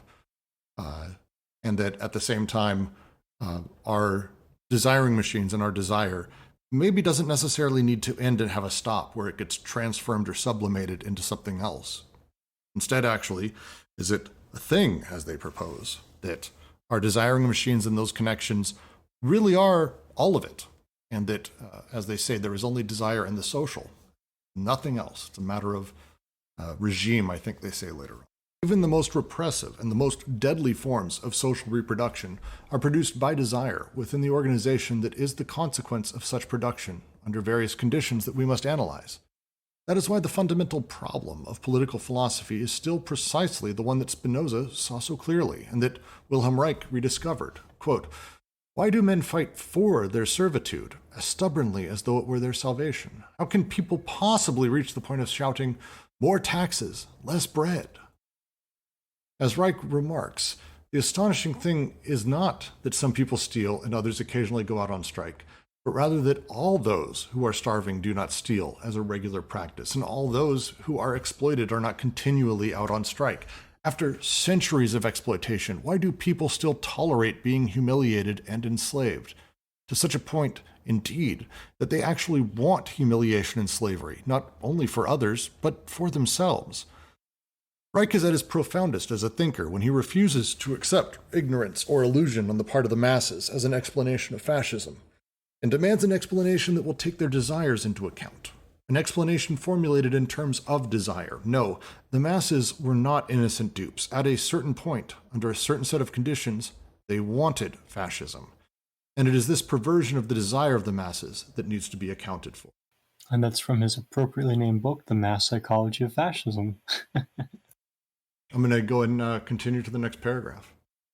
Yet Reich himself never manages to provide a satisfactory explanation of this phenomenon because, at a certain point, he reintroduces precisely the line of argument that he was in the process of demolishing.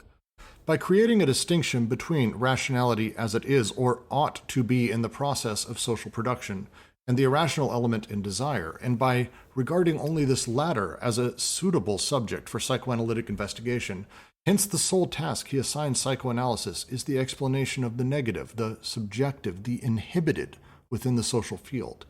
He therefore necessarily returns to a dualism between the real object rationally produced on the one hand and irrational, fantasizing production on the other. He gives up trying to discover the common denominator or the coextension of the social field of desire in order to establish the basis for a genuinely materialistic psychiatry.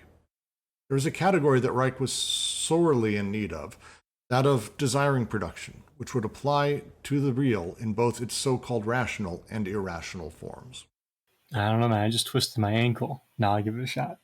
Okay, so if you're following us here, right, one of the main arguments and points of investigation for this book is to understand why people want to be fascist, right? What's happening there? And they're criticizing here this idea that the people have been tricked, right? So they're going to say it's not an ideological problem, right? Ideology is at best always secondary. It's something we put atop the desires to explain them, to rationalize them. And this is kind of what I see them criticizing Reich for. Is Reich takes on this point that it's not a problem of rationalism. Well, at least he begins by saying it's not a point of rationalism or irrationalism. It's not a point of innocence and guilt. It's a question of desires, right? What are the desires that are producing people in this manner, right? Where they would actually prefer higher taxes over more bread.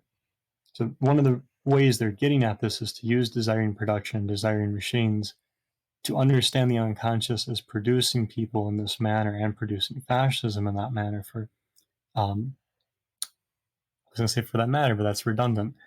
Me speaking English well for that point. Again, the thing they keep going back to is this way that desire or lack at some point we assign to these larger scale symbols or complexes or ways of understanding that we then assign other values to, as they talk about with the fascists. And this is something we're dealing with right now a little bit in America, if you haven't noticed. People who absolutely demand their own enslavement hilariously in some ways that are incredibly ironic. And a lot of the refrain when talking about them is that they've been duped, that they don't understand what they're doing, that if they only could see the light, they wouldn't be cheering for fascists anymore. And their argument would very quickly be, no, we need to instead think about desire where it starts and how it's produced over time through the social and through social machines and how it gets warped and changed by repression. This is not a matter of, oh, they got duped into believing one symbol over another, which tends to be, again, the refrain we hear very often. And Reich was one of the ones who started down this path. Didn't go far enough, I think they would say. Yes, and we should clarify that just like for Foucault, for Deleuze and Guattari, I think it is the case that freedom is a condition of this ontology, of this ethics. So like when we're talking about people wanting fascism and that, we're not saying they have absolutely nothing to do with the matter, but we're talking about how they're produced in this manner, how subjectivities happen, how there is a social production, and with desire for that matter, that produces people in this manner, that leads them to want something like fascism. And we should also clarify too that when we're talking about fascism, we're not talking about something that can simply be located in the desire for a strong man. That's not a very good engagement with autocracy or fascism. Right? We're talking about how groups come together to imbibe fascism, right? As wanting it, not simply as wanting the strong man, but as wanting this group subjugation. And with that, I'm going to continue to the fact there is massive social repression that has an enormous effect on desiring production in no way vitiates our principle. Desire produces reality, or stated another way, desiring production is one and the same thing as social production. It is not possible to attribute a special form of existence to desire, a mental or psychic reality that is presumably different from the material reality of social production. Desiring machines are not fantasy machines or dream machines, which supposedly can be distinguished from technical and social machines. Rather, fantasies are secondary expressions, deriving from the identical nature of the two sorts of machines in any given set of circumstances. Thus, fantasy is never individual. It is group fantasy, and institutional analysis has successfully demonstrated. If there is such a thing as two sorts of group fantasy, it is because two different readings of this identity are possible, depending upon whether the desiring machines are regarded from the point of view of the great gregarious masses that they form, or whether social machines are considered from the point of view of the elementary forces of desire that serve as the basis for them. Hence, in group fantasy, the libido may invest all of an existing social field, including the latter's most repressive forms. Or, on the contrary, it may launch a counterinvestment whereby revolutionary desire is plugged into the existing social field as a source of energy. The great socialist utopias of the 19th century function, for example, not as ideal models, but as group fantasies, that is, as agents of the real productivity of desire, making it possible to disinvest from the current social field to deinstitutionalize it to further the revolutionary institution of desire itself. But there is never any difference in nature between the desiring machines and the technical social machines. There is a certain distinction between them, but it is merely a distinction of regime, depending on their relationships of size. Except for this difference in regime, they are the same machines, as group fantasies clearly prove. I have a translator's note for the word regime. It's worth going over. The word regime has a number of meanings in French, including regiment or form of government, a set of laws, rules, or regulations, rate of flow, as of a current, rate or speed of operation, as of a motor or engine. Since the authors use this word in several senses, the French word regime has been retained throughout the English text. Again, their point here is the term regime for me, as I've read through this, I read it as them talking about basically the desiring machines that may exist, we'll say, within the unconscious, and the social machines, which are desiring machines, but at a meta scale, is how I've understood this. Okay, so one thing that helped me, so when they're talking about like partial objects, organs, desiring machines, they're considering perspectives of something, right? So with social machines and desiring machines, like meta is always a charged word in philosophy, but I know what you're going for, and that's about right. That the desiring machines and the social machines are perspectives upon this, upon each other. So like when we get into molar molecular, we'll see how it's a simultaneity with a difference of perspective. Yeah, with the unconscious and desiring machines being from the perspective of the subject that it creates, and also the social machines are social machines in that regime from the perspective of effectively the social that it creates, the society, the group, the delirium, I think is as they go on to call it. It's an order of regime, but ultimately all of it is simply desiring machines all the way down. I've got a question about that. So this point that they're making about extending this desiring machine over to the social, I guess I'm looking maybe for an example or something a little bit more concrete. So I can see, how a desiring machine describes something like a baby sucking at a breast, or something like, an infant, the bodily functions, right? Or even something like digestion, or something like, the peristalsis, like the movement of food through the intestines, or, all of these processes. That seems right on to me. But I guess I have some trouble seeing how do we extend that to something like, let's say, a complex political process. I mean, let's say, let's say a political negotiation, or some kind of summit meeting, or something that's actually exists in the social world.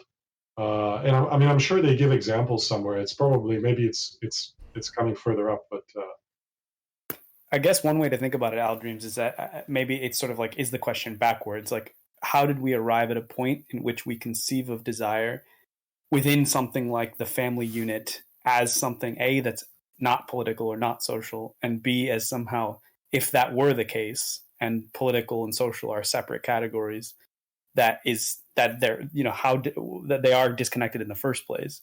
So I think throughout the text, they're kind of at pains to say, like, there's no moment at which this supposed like abstract Oedipal theater of the family and the father and the mother and the triangle aren't always simultaneously produced by all the surrounding conditions that make them what they are. And they go into examples of like, seeing psychoanalysts who've desperately tried to find Oedipus. This is a time when the French colonial empire is still present. So like going to Algeria and saying, okay, where is Oedipus here? And it's sort of like they make this joke that as soon as you go to the colonies, it almost becomes like painfully obvious how politicized all of this is. And that ironically, the white man needs to understand that to like return to so-called himself, to understand that all of it has always been political. But I guess I'm thinking of it in terms of, I pasted this quote from later in the book where it's one we always come back to on this server, of like where they say that there's always a cousin out of work, a victim of the crash, an anarchist grandfather, a grandmother in the hospital. You know, this, I think they're really trying to move beyond this idea that this family unit that is kind of the basic point of departure for most psychoanalysis is somehow the natural point of departure, and therefore we have to justify why desire moves beyond just that sphere, when what they're trying to say is, like, from, you know, political movements, cultural movements, art, whole structure, like capitalism itself, all of these things, like libidinal forces are, we were speaking in the chat before, like they have this thing about, if what Marx did is refine the idea of the abstract subjective essence of labor, what psychoanalysis did is define and just discover, in a sense, the abstract subjective essence of desire. But then instead of allowing that to kind of, you know, to revel in that discovery, it closed it down again by linking it up to all these, you know, this high German culture of like the Oedipal theater. So I think it's just, once again, that operation of kind of reversing the question and say, well, what made us think that desire is this abstract thing that isn't connected to how society is structured in the first place, I guess. Yeah, I think one answer to that may be, not that it's not connected, but that I guess this may be, I don't know if this is a standard answer of any kind, but you know, when you look out on the social world, and actually I think you already have this in the family to some extent, you know, people often organize themselves based on something like meaning, right? Something like, I don't know what to call it. Like, I mean, some people call it ideas, right? Some people call it causes, maybe. You know, these things that kind of move the political world. And whereas when you're talking about a baby sucking at the breast, you know, kind of like bare sort of pure desire, right? I mean, in a way, it's a very beautiful thing, but it also seems to lack this kind of, you know, this category that's often used, I think, in the social world, which will be something like meaning, or something like, I mean, I guess it would be identity, right? And that's why, I mean, I find what they're doing here pretty interesting, because I think they're saying, you know, intentionality doesn't really have a place, doesn't have an explanatory role. We need to take things down to this kind of field of intensity and field of, you know, flows and cuts and their kind of relations. And yeah, so, but I'm wondering, okay, so that works for a baby at the breast, but does it work for, you know, larger processes, and, you know, processes that are very intricate and very complex? I think maybe someone else can say, but I think they would say it works even better in a way when you're talking about those processes, because when you look at capitalism on a mass scale and you look at the way it functions, I think for them it's sort of like they're different kinds of bodies without organs, and if we deprivilege the idea of looking at everything from the point of view of the subject, we very much like those libidinal flows within ourselves, so-called, or within larger institutions or whatever they are, any kind of structure, like they're always happening and they're always constituting things. So from the point of view of like capital as a body without organs, you are part of those machinic flows already. You know, that's something that Deleuze gets into in other places. So yeah, I don't know if I have a perfect answer to that, but I think it comes in this book later on.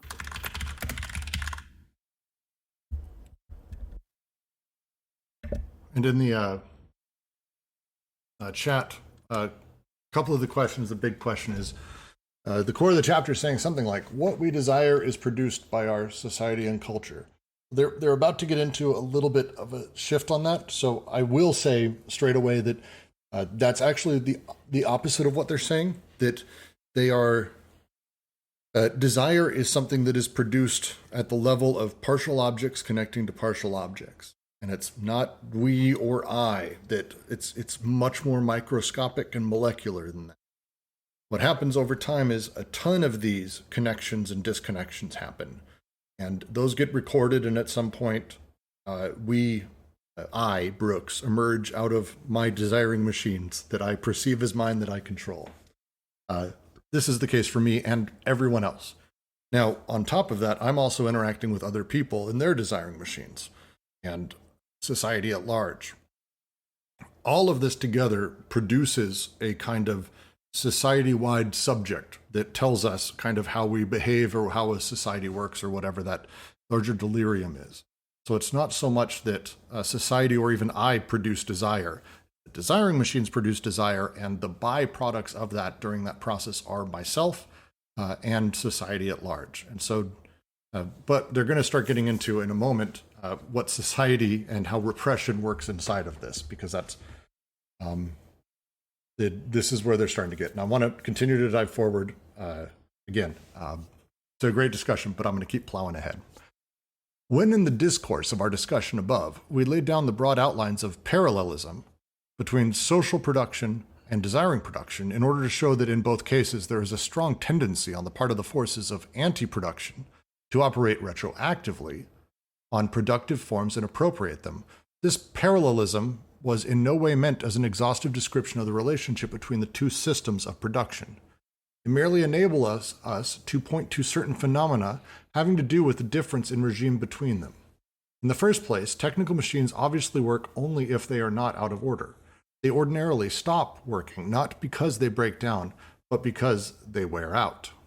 Marx makes use of this simple principle to show that the regime of technical machines is characterized by a strict distinction between the means of production and the product. Thanks to this distinction, the machine transmits value to the product, but only the value that the machine itself loses as it wears out. Desiring machines, on the contrary, continually break down as they run, and in fact only run when they are not functioning properly.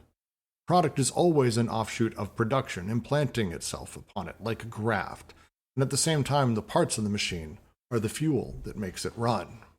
And, any comments before I move on? Because I know you guys are having a great conversation in the chat, and I'm trying to figure out if we can tie back to it. Art often takes advantage of this property of desiring machines by creating veritable group fantasies in which desiring production is used to short-circuit social production and to interfere with the reproductive function of technical machines by introducing an element of dysfunction. Armand's charred violins, for instance, or Caesar's compressed car bodies. More generally, Dali's method of critical paranoia assures the explosion of the desiring machine within an object of social production.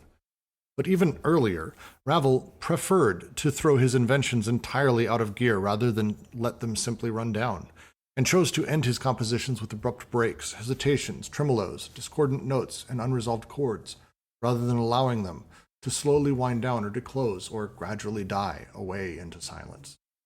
The artist is the master of objects. He puts before us shattered, burned, broken down objects, converting them to the regime of desiring machines.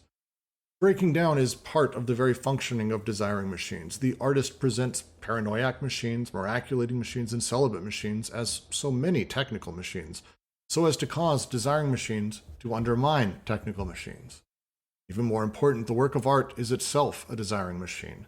The artist stores up his treasures so as to create an immediate explosion. And that is why, to his way of thinking, destructions can never take place as rapidly as they ought to. It's an incredibly interesting aesthetic theory that is proposed here that Guattari gets a little bit into as well in, I want to say his book, he wrote a book on Japan called, I'm going to get it wrong. I'll wait. It's a wonderful piece on the art. The Machinic Unconscious. There you go. Thank you, Ben. Machinic Unconscious. Sorry, Machinic Eros. Machinic Eros. Yes. Machinic Eros. It's phenomenal as a reading of this. The discussion they're having here is about the interaction between how desire machines work and constantly break down, how they interact with social machines, and how the entire process enables the social machines and desiring machines to interact in unique ways. This is not a simple setup. They get a great deal more in depth in this in chapter 2. Anyone have comments or thoughts on these two paragraphs, actually? I'm rereading it because I think I have a take, but give me a second. So we're on page 32. Frogtown, sorry. Saw that. So the one thing we know about desiring machines is that they are always trying to connect, always looking for connections. And them breaking down is them working. They connect and disconnect. They're breaking and running, breaking and running, breaking and running. breaking, connecting, over and over and over. That's how they work. That's how they produce. That's how things come out of them. Things as we know them. Things. The way that the artist interacts with this is by creating a piece. Because it is a social machine, it exists inside of the realm of technical objects, or technical machines, as Simon Dunn influenced category. The way that my eyes connect with it, as a very, very simple form of design machine, I can't get enough of good art that does interesting things that makes my desiring machines almost confused, unable to handle it, unable to be unable to understand what's happening and not be calm. I would almost say this is an indictment of like a Thomas Kincaid style art piece versus a Dali, or versus some of the more extraordinary artists. Ai Weiwei, for example, one that comes to mind that I've had this experience with. These exist and they cause desiring machines to just go nuts, connect a million times, and then re-break and find new things to connect to over and over and over. And essentially this process is through this technical machine of the art, causing my desiring machines to go wild and actually shatter other technical machines that it's connected to, that I'm connected to in terms of, you know, me talking about the subject in an awkward way. But my desiring machines, I'm just going to say, it's a really fantastic way to sort of talk through how these things outside of us have an impact on us, and how they can inspire and change and miraculate and celebrate and do some crazy stuff.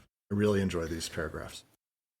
I think what's interesting about this is that for sure unconsciously, or at least I don't think a lot of artists have read Deleuze necessarily. I mean, of course there are artists who have, but there's subconsciously, I think, a lot of contemporary artists that also play with this idea of art to maybe negate it as well, which is maybe ironic in a way. And I'm thinking of 24-Hour Psycho.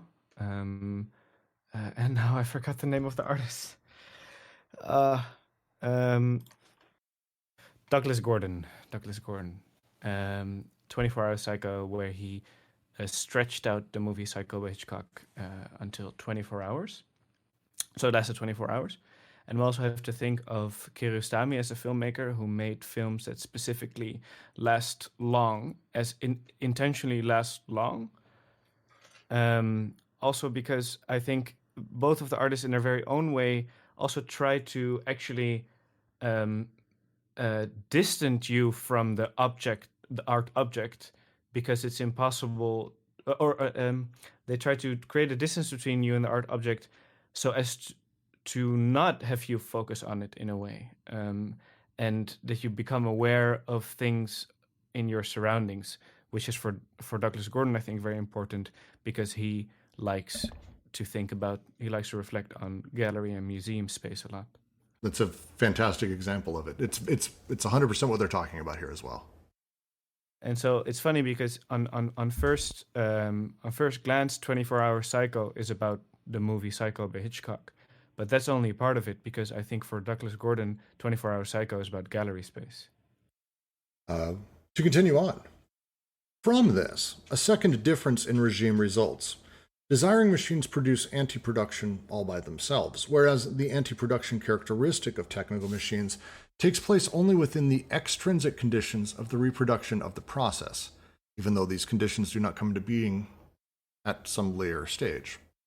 That is why technical machines are not an economic category and always refer back to a socius or a social machine that is quite distinct from these machines, and that conditions this reproduction. A technical machine is therefore not a cause, but merely an index of a general form of social production. Thus, there are manual machines in primitive societies, hydraulic machines in Asiatic forms of society, industrial machines in capitalism. Hence, when we posited the socius as the analog of a full body without organs, there was nonetheless one important difference. For desiring machines are the fundamental category of the economy of desire.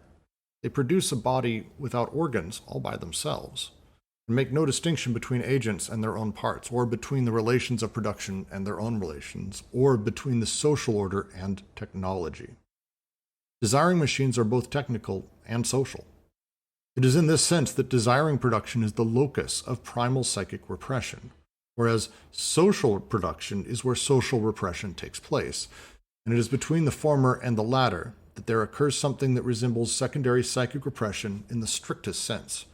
The situation of the body without organs, or its equivalent, the crucial factor here, depending on whether it is the result of an internal process or of an extrinsic condition, and thus affects the role of the death instinct in particular.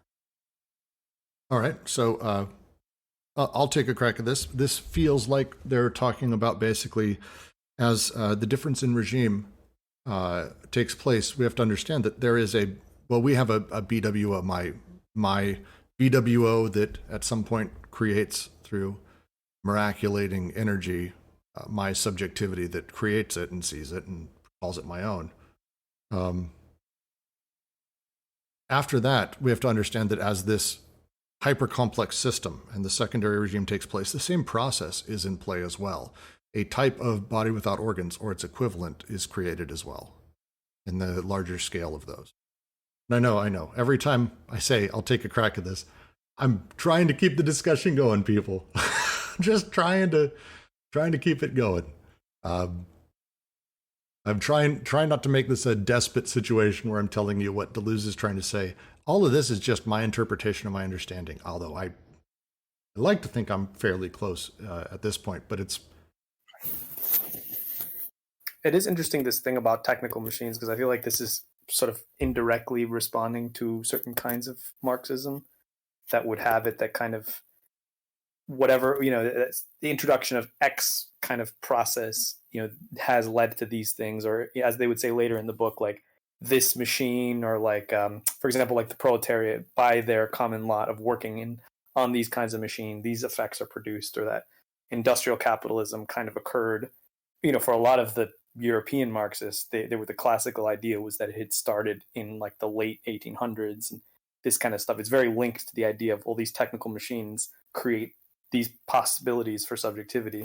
And they're kind of saying here, well, technical machines, ironically, the things that produce the economy as we would understand it, they're not economic. They're just indexes of the socius, of like where it is at a particular time. So they say merely an index of a general form of social production. Manual machines, hydraulic machines, industrial machines. So for them, when they're talking about the economy in terms of like what organizes society itself, desiring production is still more basic than that kind of industrial, technical machines that we might point to.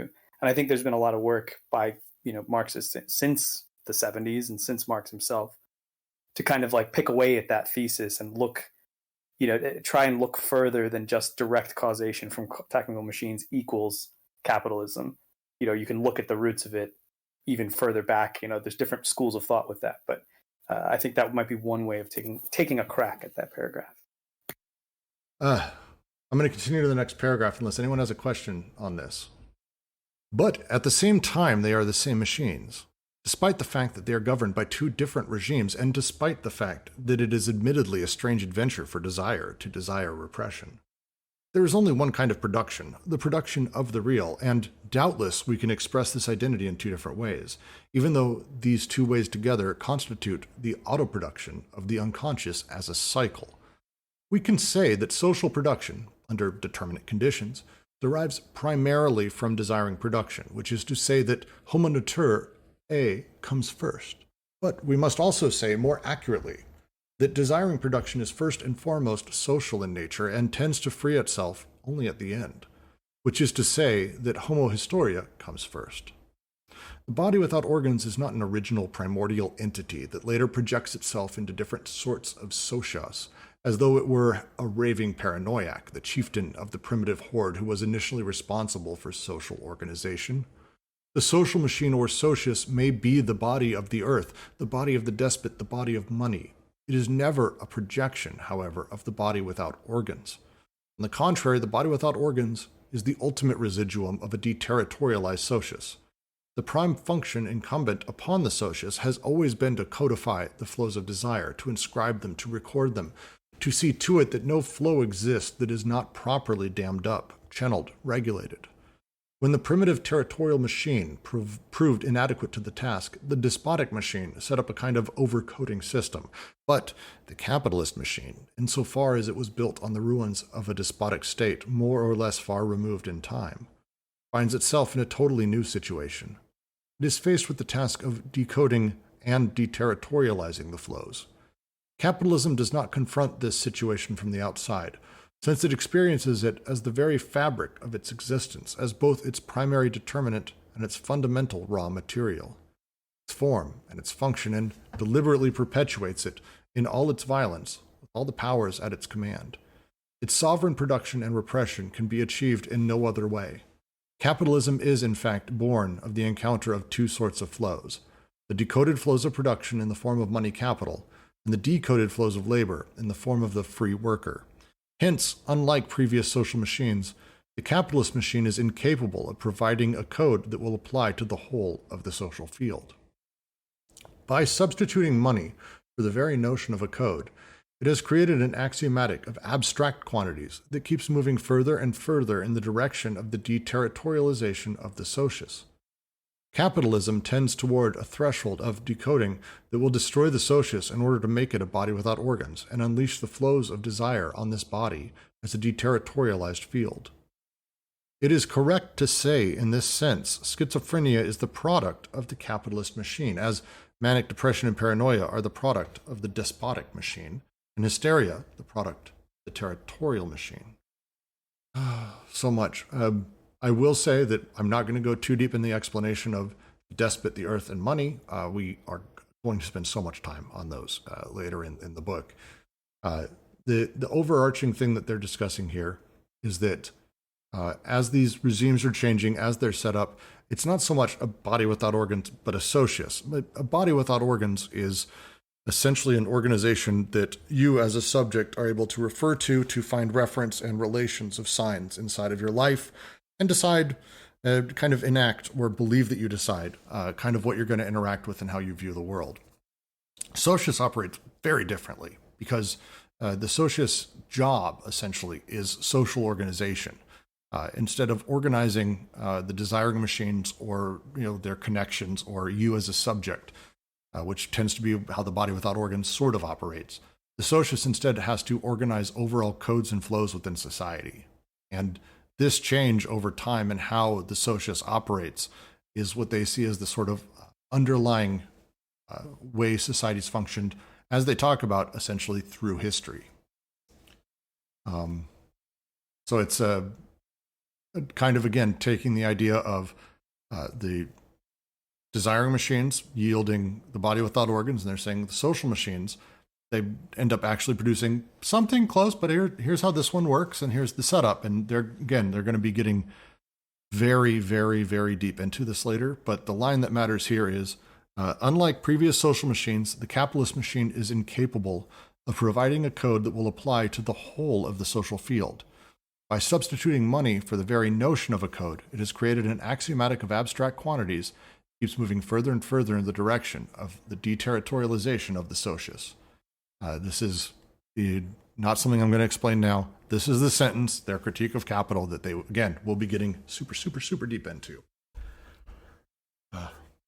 Any questions on this paragraph? Any thoughts?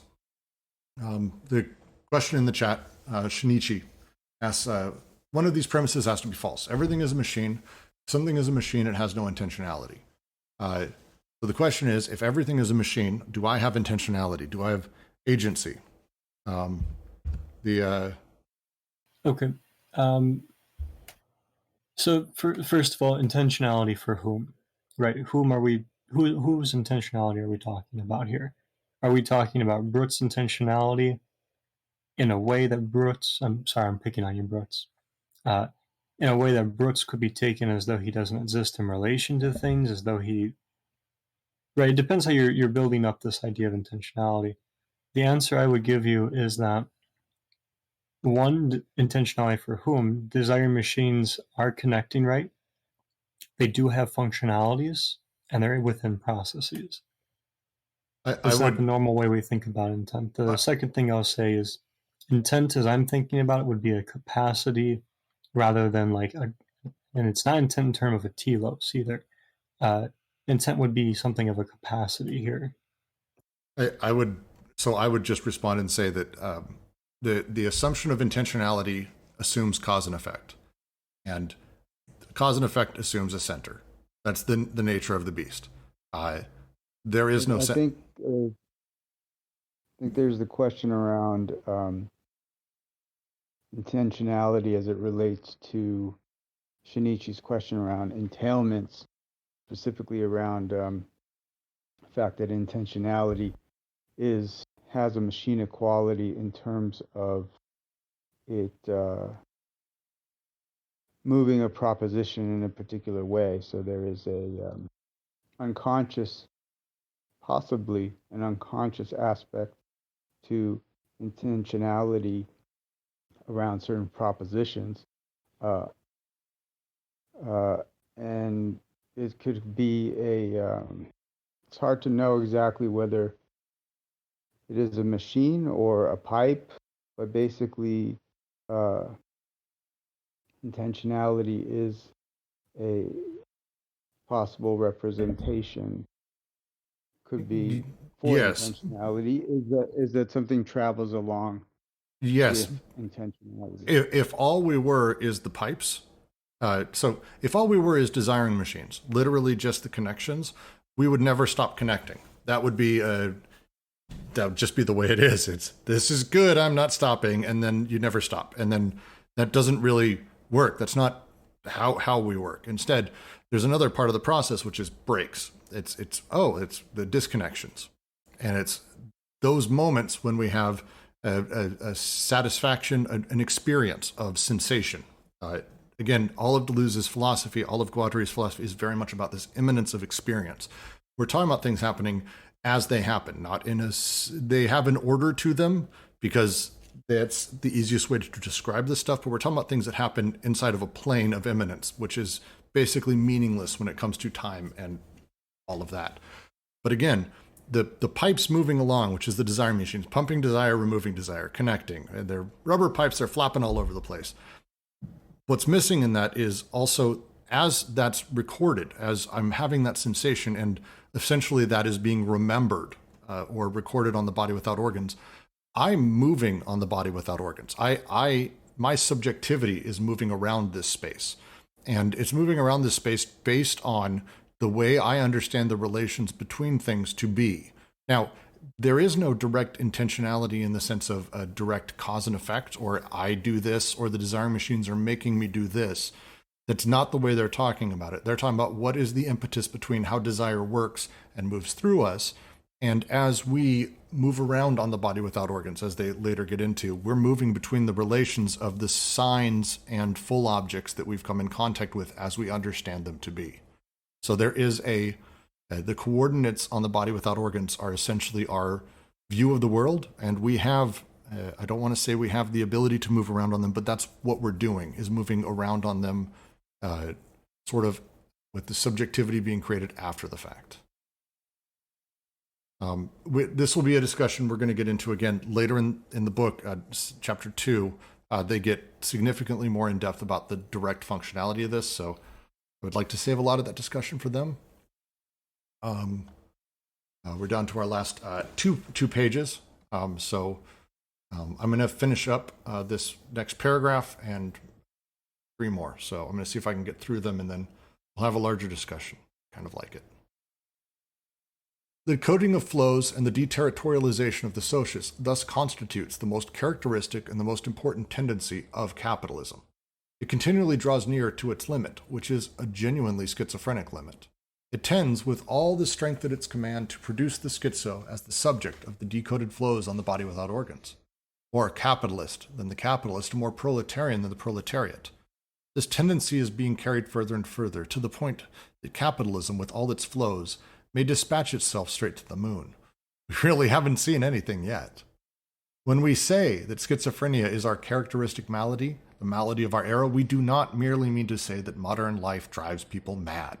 It is not a question of a way of life, but a process of production, nor is it merely a question of a simple parallelism, even though from the point of view of the failure of codes, such a parallelism is much more precise formulation of the relationship between For example, the phenomena of shifting of meaning in the case of schizophrenic, and the mechanisms of ever-increasing disharmony and discord at every level of industrial society. I'm just going to continue the next paragraph because it flows. What we are really trying to say is that capitalism, through its process of production, produces an awesome schizophrenic accumulation of energy or charge, against which it brings all its vast powers of repression to bear, but which nonetheless continues to act as capitalism's limit. For capitalism constantly counteracts, constantly inhibits this inherent tendency, while at the same time allowing it free rein. It continually seeks to avoid reaching its limit while simultaneously tending toward the limit. Capitalism institutes or restores all sorts of residual and artificial, imaginary, or symbolic territorialities, thereby attempting as best it can to recode, rechannel persons who have been defined in terms of abstract quantities. Everything returns or recurs, states, nations, families. That is what makes the ideology of capitalism, quote, a motley painting of everything that has ever been believed. The real is not possible. It is simply more and more artificial. Marx termed the twofold movement of the tendency to a falling rate of profit and the increase in the absolute quantity of surplus value, the law of the counteracted tendency. As a corollary of this law, of this law, there is the twofold movement of decoding or deterritorializing flows on the one hand, and their violent and artificial reterritorialization on the other. The more the capitalist machine deterritorializes, decoding and axiomatizing flows in order to extract surplus value from them, the more its ancillary apparatuses, such as government bureaucracies and the forces of law and order, do their utmost to reterritorialize, absorbing in the process a larger and larger share of surplus value. Can you define maybe territorialization and reterritorialization? The simple way to do it would be it's an old ethnological term when talking about the tribes that we ran into. It was a term used in like the 1800s and into the 1900s a lot. And we'd run into these tribes and they have their territory. At some point, their territory essentially gets removed from them. And it's not so much even that they necessarily get removed from their territory, but a natural deterritorialization happens. As they are exposed to the outside world, they begin to understand that there's more than just the territory they were in or the edge of the world as far as they were concerned. That is the kind of mentality we're talking about here when we say that capital, as by nature, deterritorializes and reterritorializes. So, as capital sees a thing, let's talk about it as a social machines. Good example. Tim and Eric. If anyone here has ever been a fan of Tim and Eric, I was. Tim and Eric, once upon a time, were deeply, deeply, deeply subversive. People were really actually upset. They were on Adult Swim. People did not like them. The stuff that they were doing was gross and uncomfortable to people. But at some point, that aesthetic actually proved to be sticking around, started to generate money, and Cheetos and KFC paid them a lot of money to do advertising. And suddenly the Tim and Eric aesthetic is kind of everywhere and now part of the normal capitalist marketing infrastructure. That is a deterritorialization and then reterritorialization, as capital assumes what the edges were. Oh, you found something that was just outside of the edges of what could make money and what we can exploit. Turns out, no, we found a way, thank you. What capital does. A very simple version of it. Sounds a lot like stealing. No. But aside from that, I wanted to... is this also... maybe this is irrelevant right now, but is this also what leads to Mark Fisher's pre-incorporation? Yeah, for sure. Yeah, no, this is all leading into it, I want to say. Like, this is all where a lot of Fisher's sort of everything comes from, for sure. But I want to just say, when we talk about capital territory reterritorializing, it's not about stealing. It's not about capital taking it.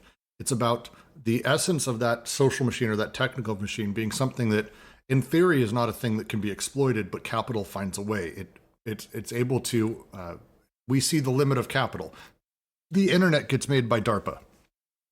Great example of this happening.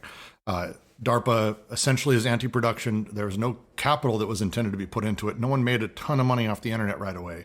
It was originally a network for like people in government offices to communicate. And people started to figure out, oh, no, there's a way. This is not something that sits outside of capital. There's a way for us to make money doing it. And that it's not so much that it got stolen, it's that the concept no longer exists at the limit. It's the nature of, like I was talking about before when we talk about the body without organs, the one you perceive as your body without organs, your Misha or Brooks, however it is, the way that the BWO functions is you naturally can't see where the edge of what is possible for you is, because it's the only thing that's within the realm of your experience. Something you haven't experienced can't be on your body without organs. So there's this, like, you don't know what you don't know kind of fact to it. Capital has that too. The socialist has that. It's not like everything is just naturally part of capital. We find those edges and we push them, and we maybe even think we're crossing them, but capital's like, cool, no, you're not doing that. I've figured out a way to take it over. Once upon a time, that would be the despot saying, I've reached the edge of my kingdom. Oh, look, there's more land. Now it's mine. Christopher Columbus being a good example of such a thing. And so they're saying, no, this is now even in the technical machine or social machine sphere, where we're talking about concepts and all kinds of stuff. This is the way that these things work and the way that these signs get decoded, axiomatized, deterritorialized. But also crucially, and I think you don't want to muddy it too much because they get into this later. But like, it would be good. We shouldn't just think of it as like, this, because you can get stuck in that thing of like authenticity of like, oh, well, the state is always just like capturing these things and reterritorializing them. Like one of the points they make that is almost similar to like a classic Marxist point is that thing of like, well, the problem and the scary thing about capitalism is that it works by doing both. Like in the very move that it deterritorializes, it reterritorializes afterwards. So or simultaneously. So like you can't have, you know, the liberation of the peasants in like the Russian feudal system to become free wage laborers without their simultaneous reterritorialization into exploited, you know, an exploited proletarian class or whatever. So like even in a way, like they end up talking about it, like deterritorialization is a necessary. It's not just that deterritorialization, if I can say that word, happens outside of the state and outside of capitalism, and capitalism just reterritorializes things. Like capitalism and capital unleash codes, and that they work by constantly creating the possibility for those things to be unleashed and be decoded. And there's a sense of like what they talk about is that previous social systems, you know, allegedly in their framework, always had a way of preventing this ultimate like endless decoding. Whereas the unique thing about capitalism is that it's a decoding without end, a deterritorializing, reterritorializing, but it doesn't ever consummate into anything. It's not ever reset or shut down in some kind of jubilee or whatever it might be. It continually is happening. So there's a way in which we could even look at it like, again, even in the wage labor, the capital labor relationship itself, the way that the labor value is the possibility of making it, having free unattached laborers, you know, in the first place, that is a kind of deterritorialization, but then their reterritorialization as, you know, kind of indentured subjects almost tied to specific, you know, contexts of life and specific companies and whatever, you know, the classic Marxist critique of the injustice of wage slavery and stuff. So there's an aspect where it's like, again, it's integral to all of this stuff. So consider what I was saying, basically baby's first Anti-Oedipus, and what Alyosha was saying is a much more correct and specific version of it. It's a really good breakdown. I'm going to read the final paragraph. And, there is no doubt that at this point in history, the neurotic, the pervert, and the psychotic cannot be adequately defined in terms of drives, for drives are simply the desiring machines themselves. They must be defined in terms of modern territorialities. The neurotic is trapped within the residual or artificial territorialities of our society, reducing all of them to Oedipus as the ultimate territoriality, as reconstructed in the analyst's office and projected upon the full body of the psychoanalyst. Yes, my boss is my father, and so is the chief of state, and so are you, good doctor. The pervert is someone who takes the artifice seriously and plays the game to the hilt. If you want them, you can have them. Territorialities infinitely more artificial than the ones that society offers us, yet totally artificial new families, secret lunar societies even. As for the schizo, continually wandering about, migrating here, there, and everywhere as best he can, he plunges further and further into the realm of deterritorialization, reaching the furthest limits of the decomposition of the socius on the surface of his own body without organs. It may well be that these peregrinations are the schizo's own particular way of rediscovering the earth. The schizophrenic deliberately seeks out the very limit of capitalism. He is inherent He is its inherent tendency brought to fulfillment, its surplus product, its proletariat, and its exterminating angel. He scrambles all the codes and is the transmitter of the decoded flows of desire. The real continues to flow.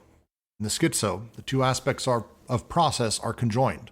The metaphysical process that puts us in contact with the demoniacal element in nature or within the heart of the earth, and the historical process of social production that restores the autonomy of desiring machines in relation to the deterritorialized social machine. Schizophrenia is desiring production as the limit of social production.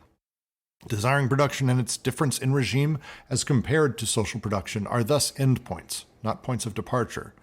Between the two, there is nothing but an ongoing process of becoming that is the becoming of reality.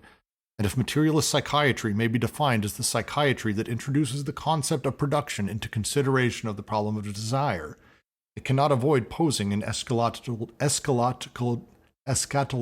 terms the problem of the ultimate relationship between this analytic machine, the revolutionary machine, and desiring machines. The last point I want to make here, and it's really, I think, the point of this final paragraph, and it's what I've tried to say many times, and I will continue. The goal of this is not to lionize the schizophrenic. Mental illness is not a joke. It's actually terrifying. Our disconnections from reality are scary. However, what we're talking about here is the process of schizophrenia, how schizophrenia works, how it places a person within relation to the world, and how they digest it as they go.